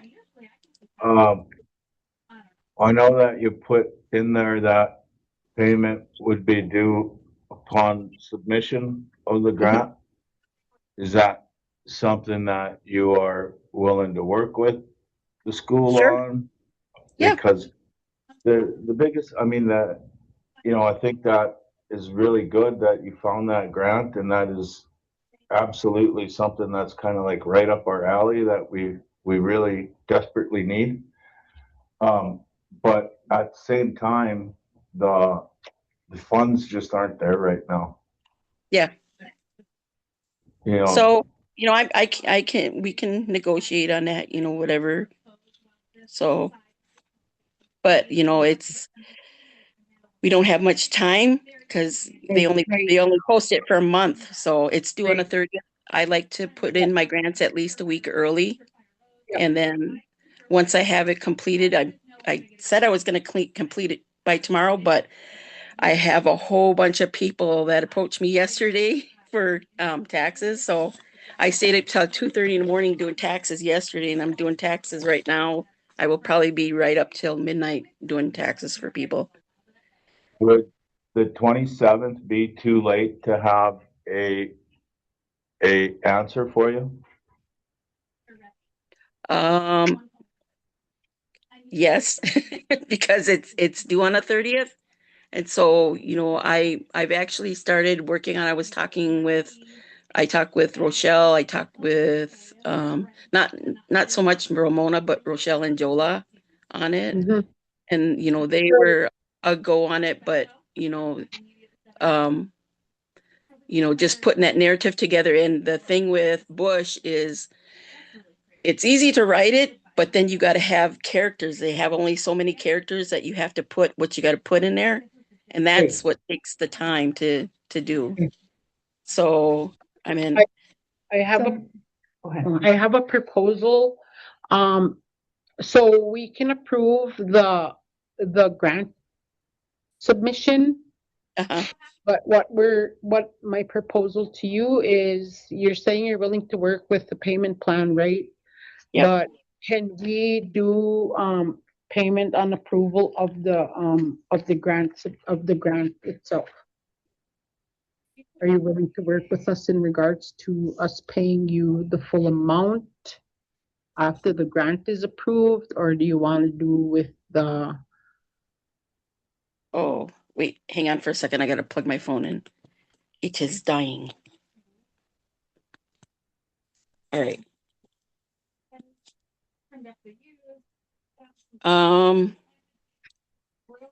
Well, because it's a lot of work for me to put in, if we do if we don't, because I can't guarantee that we'll get it, but I'm confident in my writing skills, but I am too. it's So if we can do it into, what is it for? Well, I have some concern too. Okay, go ahead. And maybe we can hear from Rochelle or whoever she's been talking to. I mean, are we making more work for ourselves? Are we making, bringing in just another lump sum of money that needs to be, like tasked, and, somebody needs to follow through, and somebody needs to turn in the documentation, and somebody needs to do all of this and that. And is this something that will be able to kind of piggyback but what we're already doing, or are we making more work? Well, it's one of the first questions we asked was whether or not that would include monitoring, so that those reports are done and things of that nature. Yeah, and it doesn't sound like we're hiring her to do monitoring. It sounds like we're just hiring her to do the grant writing, is my understanding. You said that could include monitoring, correct? For additional fees, the $75 an hour, right? Well, that's negotiable. You know, I can do the grant writing. You know, like I said, I've been an administrator for over 30 years. So, you know, as far as administering it, I don't have any problem. But, you know, that could be something we can negotiate. You know, I'm not. I just don't want to overswamp myself. You know, it's not that much. But, you know, I would really like the more board input. And I don't know when you guys meet again, but 27th. April 27th is when we meet again. okay. And I think I can't remember what I put on that April contract. 23rd. Oh yeah, because I usually like to submit my grants in a week early. I've had a program that I was waiting on information to submit, and they gave it to me like 10 minutes before the grant was due, and it just streamed and streamed and streamed, and it got like. Yep, But this everybody's was a federal grant though, and we didn't get it. It didn't go through, and I was waiting for information on that. So I don't know. I can. Are you guys willing to do like a Zoom in a week? Not like a formal meeting, or you know, so I can email you guys what I have, and you can look over it. Like I said, they don't ask you for a budget. Like most grants, they ask you for a budget. The total amount is 250, and the 250 is to our discretion. But looking at what they usually fund, that's why I put that tentative budget in there, and that's like in no way concrete. You know, I was just giving ideas of what we can use based on what we need as a school.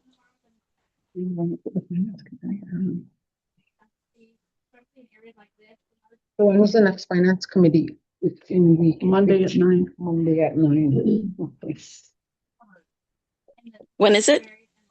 Monday at 9? This coming Monday, Oh, okay. which is. So I can have a draft done by then. It's just about done already. And then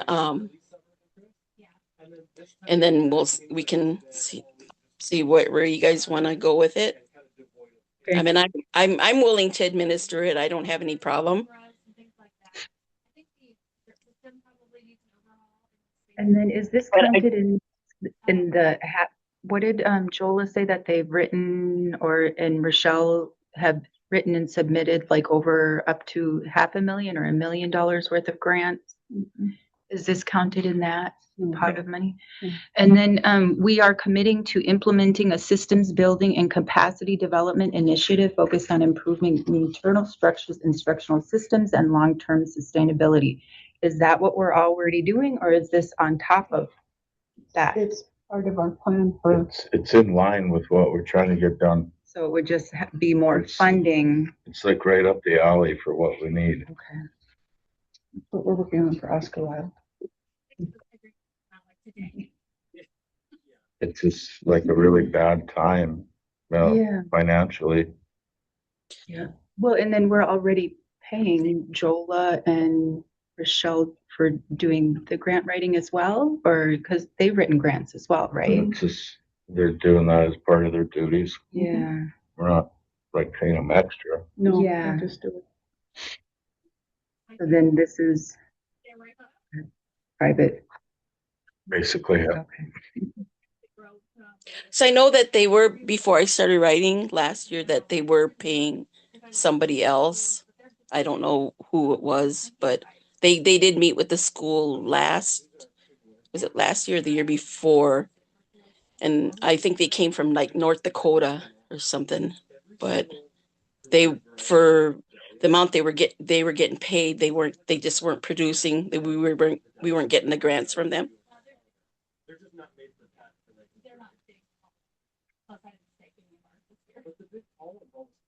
And before I came to the school, I was working in the capacity as a grant writer. So, and then I think everyone's pretty well versed with your professional history. We don't have any questions in whether or not you have the ability or whether or not, yeah, I understand. It's just mainly a financial thing right now. Yeah.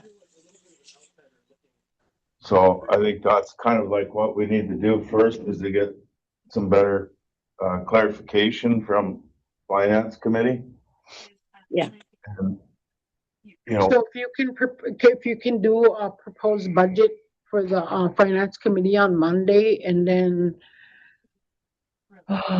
looks like we'll I have could to do like a rough draft of the actual grant. So I did give Jola. Did I give Joel? Yeah, I gave Jola some of the narrative that I did write. You know, that goes in line with what I sent you guys. I don't know if Rochelle included that So in the document. Yes, you did. Yes, she did. Okay. So I if you tried can- to address any questions you guys might have. Right, so if you can address the finance committee with a proposed budget or a budget with them on Monday, and then we can have a special meeting on the 22nd to approve this, and then you'll be able to submit it if it's been approved. Okay. And what time does the finance committee meet? 9 a.m. 9 o'clock. 9 9 a.m. o'clock? on Monday. Yep. On Monday. Okay. So hopefully Cyrus is there. well, if it's Monday, that's a late start, eh? Oh yeah, the late start. Oh, duh. Sorry. My mind's it's fried right now. I'm I think we all are. well, I came home and I ate and I've been working on taxes since then, and I stayed up till 2 o'clock in the morning, and then I have to get up at 5 so I can get to school on time. So I drank too much coffee, so I was all wound up. I probably got an hour's sleep last night. So we'll do a special meeting on April 22nd. Okay. 5 p.m. No.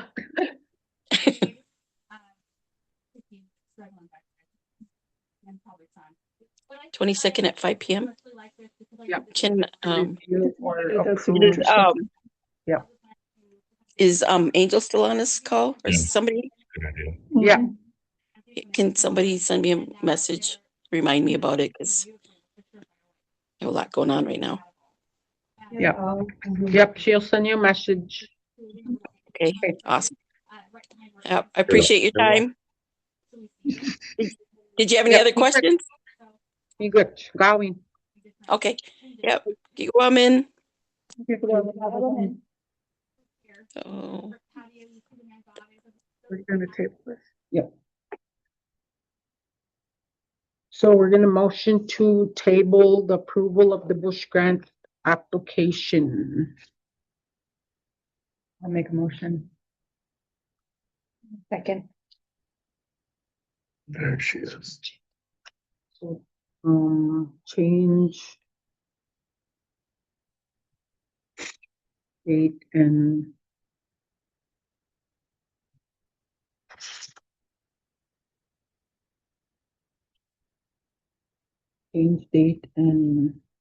approval by April 22nd. You know, the writing in the car. 2026 probably. Yeah. Yeah, where are you? She's been traveling this whole time. Where are you going, Bianca?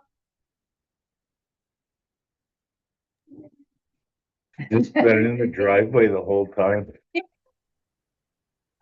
Just in the car.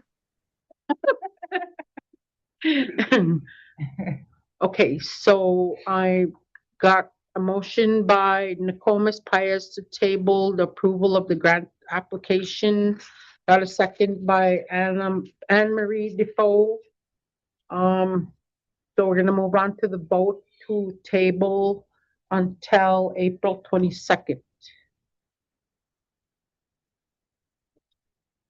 So I'm gonna move on to the vote to table this until April 22nd. Nicomas? Yes. Bianca? Yes. Victoria, yes. Anne Marie? Yes. Donovan May? Yeah. So 5-0 to table until April 22nd special meeting.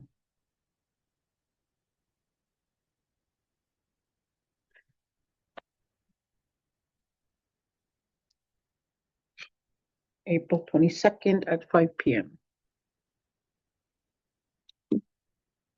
Okay.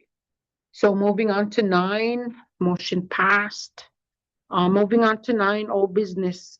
A summary of the closed session on Thursday, April 2nd, 2026. The board met in a closed meeting in accordance with the Minnesota Statute 13D05, Subdivision 2, 4B, to consider preliminary allegations or charges against the person subject to the board's authority, and has determined the following information is needed in order for the board to make a decision in regard, any decisions in this regard. Was that the summary or was there more to it? I think it was the summary. That was the summary? Yeah. Just a second. Where is it? What did I begin?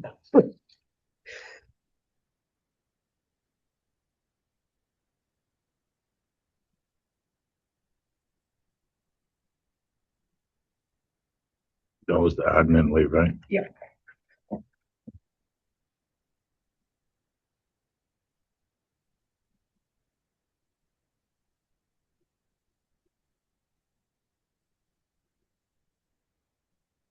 I don't understand what we're doing with this.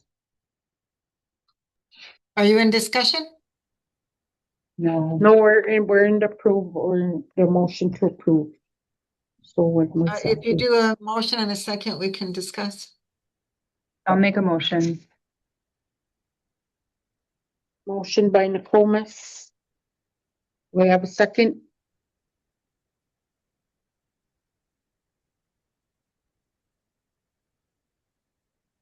Evan. Okay, discussion. So when you when you go into a closed session at your next regular board meeting, you need to have a summary of what occurred in that closed session. So this was just the summary of that last closed session. So this is the summary? That is the summary of the last closed session. I'm sorry, Beth? Saying the summary has to protect any private data as well, so it is an high level overview. Okay. Say that again. So because whatever you discussed in closed meeting, no matter the topic, usually it's closed because of data privacy practices. Right.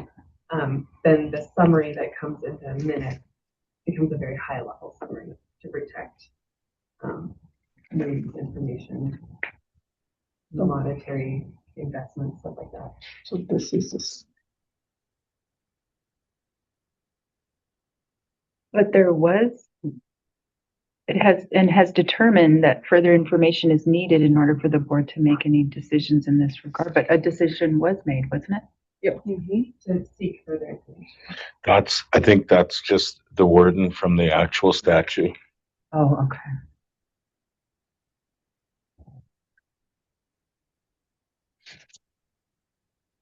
So we're not doing anything with it. Really, just No, we're not. acknowledging that it happened. Yep.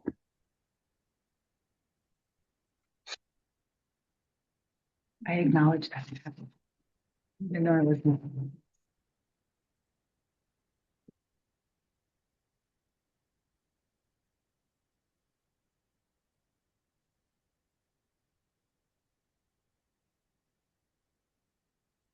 That was the paid leave. Correct. So there is, some different options on how you could write a summary. Decision was made, more information, because there's, in my view, I mean, you could change it if you wanted, but in my view, there's more, everything is not quite complete. So I put just more information is needed. But you could change it and you could say a decision was made and this is what happened, but or you could say that disciplinary happened or different kinds of things like that. But because I think my view, I use this summary because I just think that there's more information coming. Well, and there was no decisions made in that closed session. The decision was made after we went back into open session, so Right. there was no decision. I think that summary is sufficient. Okay, thank you. So is it amended? No decisions were made in closed session pending for gathering further information. Yeah, once Or request for further information. we went back into open meeting, then the decisions were made. It was not done in a closed session. It was just a discussion. Okay. So then the documentation is already on the minutes then from that date. So you can strike this off this agenda. Is that your understanding, Rochelle, of? Well, she's saying we have to have a summary on there, right? And I think that kind of summarizes basically what took place anyway, just having that statue on there. I'm sorry about that. I didn't hear what you said. That's okay. I don't think I needed to ask the question. Okay. It's late. So, She's still cold. so we're gonna go into a vote to, accept the summary of the closed session of April 22nd or April 2nd, 2026. We are tired. Wait, McComas? Yes. Bianca? Yes. Victoria, yes. Anne Marie, the English, the Pope?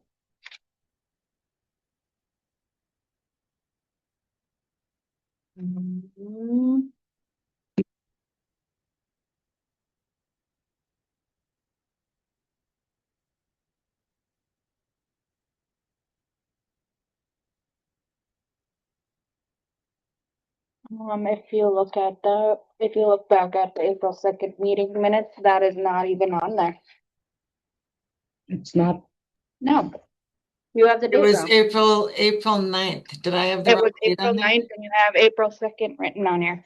Okay, Good. so good catch. No, good catch. So we gotta, you got Yeah. amend the thing. yeah, we gotta amend it and change the date. All right.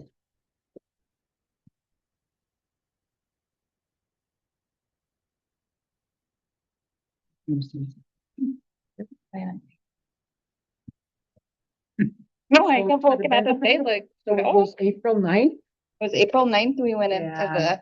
The last meeting. yeah, and it was voted on.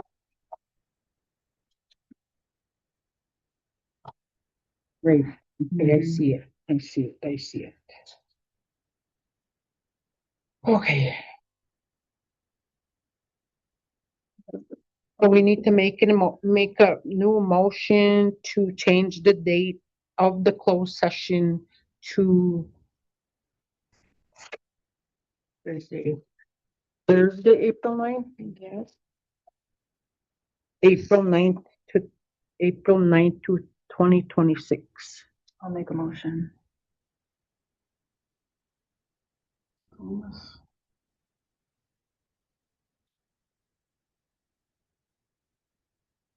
Can you give a second?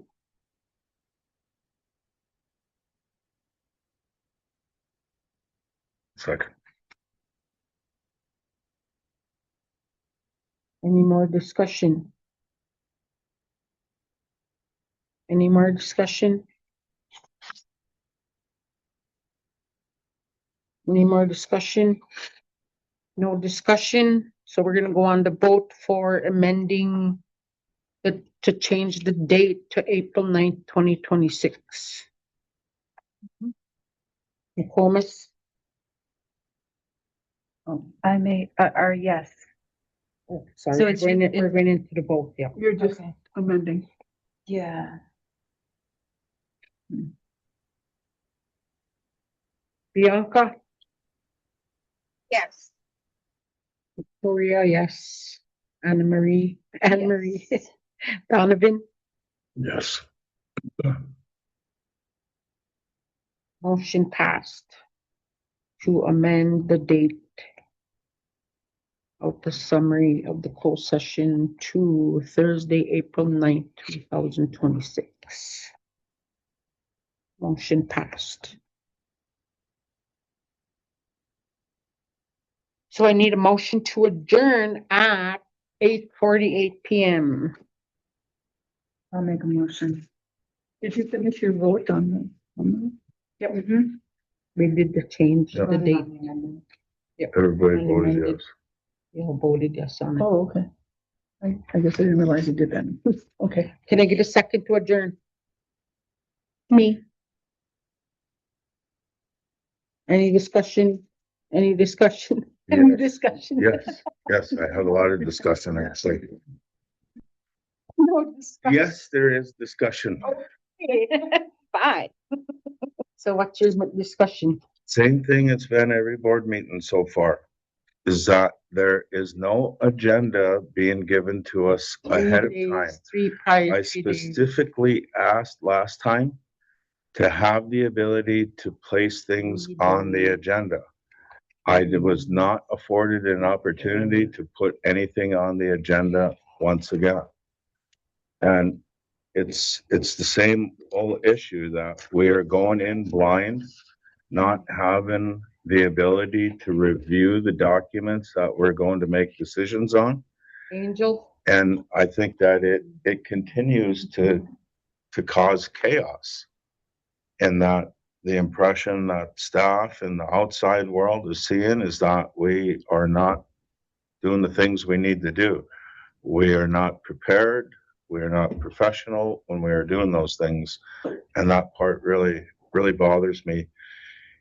We need to have more than just Angel trying to do that, because she's doing other things at other times and people get sick. So we should have more than one person that's designated to make sure that those get done. Or the board, the chair board, create the agenda. Well, I don't. There you go. There you go. That shouldn't be placed on her. But we need to have that in a timely manner to be able to effectively do the things that we need to do. And so far, we haven't been doing a very good job of it. I apologize for that. And that falls on me too, because like I want to say, this board chair stuff should be a full-time position. Yeah.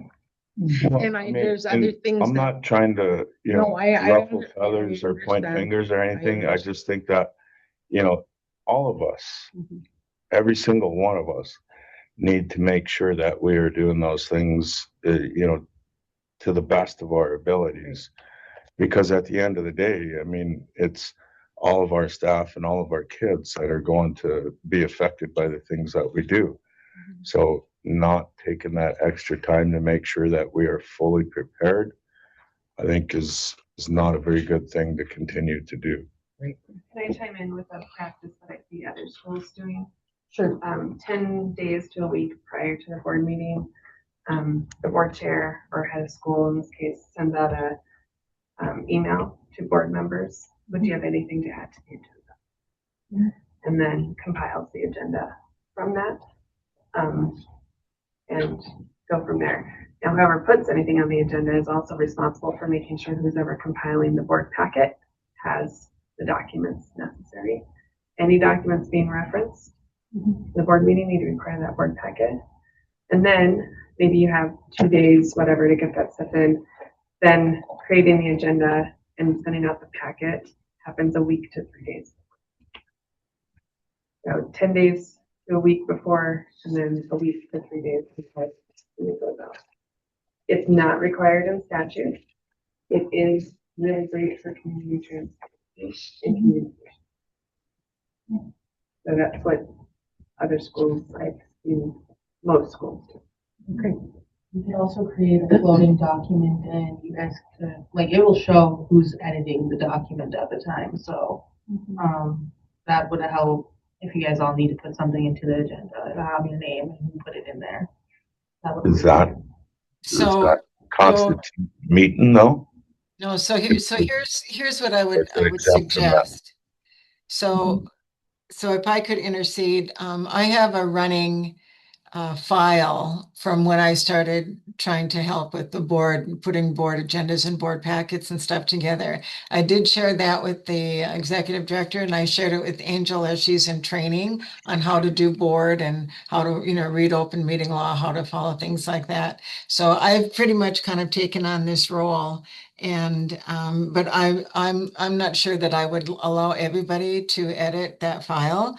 I think if you have a recommendation of something you would like on the agenda, that should be given to either like the head of school or whoever's in charge, and to the board chair. They're the ones who decide what goes on the agenda and stuff. So like Beth says, my recommendation is get that out to the board chair as quickly as possible. She can send out a reminder, hey, I'm looking for what needs to go on there. And sometimes I add things on there just because I know the timeline for when you got to get a school calendar on there, when you got to get this policy on there, those things like that. But I wouldn't probably let everybody have edit access to that running file that I have. But so my recommendation, I follow Beth. And I also think though that between all of us, we can kind of put our heads together, the board chair, myself and Angel, and we can, try to set some timelines for a better process. Be probably do that process. And another thing that schools do, there's a Google form. So and then the responses go to the board, in this case, because of the bylaws, the board chair and head of school. And then they would decide kind of what constitutes going on. Some things have urgency, some things don't. Some things may be determined it's not a board level discussion. There's some discernment that goes on there. So in planning for our annual meeting, Vicky and I should get together, and Rochelle, you could help us through some of these processes since you've been doing them. So we should probably be getting together like Monday the 20th. Sure. And also, the board secretary could have some responsibility in creating documents and board agendas. And who's our secretary? I don't know where she went. I really like that idea, Rochelle. I hear what you're saying, Donovan, and yeah, we'll just have to, put more effort in and recognize the importance of it. Absolutely. So you need to put that on there. And I mean, I don't think it's that people don't think it's important. I mean, there's always 172 different things that pop off here every single day. So I understand it, but at the same time, I think we need to be a little more diligent in making sure we're doing those things. Especially when it's something we gotta read. We can't read it in like Understand and find it in. So Make sure I got my readers on. So I'll plan to meet with Vicky then on the 20th, if she can meet with me after school and we can sit down. I can't do it during school hours. I just can't. Well, that's what I mean. I know that there's 172 things that pop off every day. And that's just sixth grade. Yeah, when I'm being three people, it's hard to be one more person. Yeah.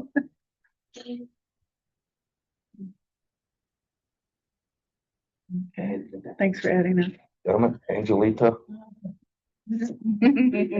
No, I don't think there's. Make them call you by your full name. I can't believe all this time I never knew that. When I first seen it, I was like, man, is this a typo? Okay, you guys can let me friends. Okay, so any more discussion? Any more discussion? No more discussion from me. The thing that we got from Sylvia, I'm gonna send it to legal to see what we need to do. And plus, in the meantime, I'll be looking at the website and getting more information on what this. Who handles the website? Matt. Yeah, It looks like Max, but it's actually Max. Max. Just Max? Yeah, it's Max. I know, right? It's MEX. Is it? MEX, MEXX, MEX. Is that short for something? Okay, are you guys laughing at my son's name? No, we're just No, trying we're to trying to pronounce We're it. curious. correctly. It's like, it would be like how you would say Mexican, Mex. Okay. Okay, Mex. So, but now that you've chimed in, we need to Sorry. know where that came from. It was his great uncle's nickname. Really? Wow. Family name, nice. Okay. So is there any more discussion? So I'm gonna go into the vote. Nicomas? Yes. Bianca? Yes. Victoria, yes. Anne Marie? Yes. Donovan? Yes. Motion Really carried enthusiastically. at 8:58. You guys are killing me, you know, I'm missing bingo every Wednesday when we have meetings like this. Where do you go to bingo at? Casino. I live there during the week, you know. Yeah, Wednesdays and So Saturdays. all of you, along with you as well, Bianca, you guys all still need fobs, correct? Yes. I'm gonna talk to Dan tomorrow and see who I can get them. Bianca? Did you hear me? Yeah. No, I'll get you. You still need a fob, correct? Yeah, I've never had one. I just sent the email to Hugh and I gave him all of your names and we should be hearing back tomorrow about those fobs. Okay, And then thank you. the hours on them may need to be adjusted too, because I think it only goes to like 6 or 7.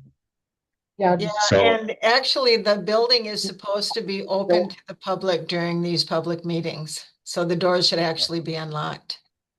Oh, and I don't have that key that does that. I think only Dan has that key. Yeah, I think we can set a He timer left on his it. key somewhere, I don't know where. You turned it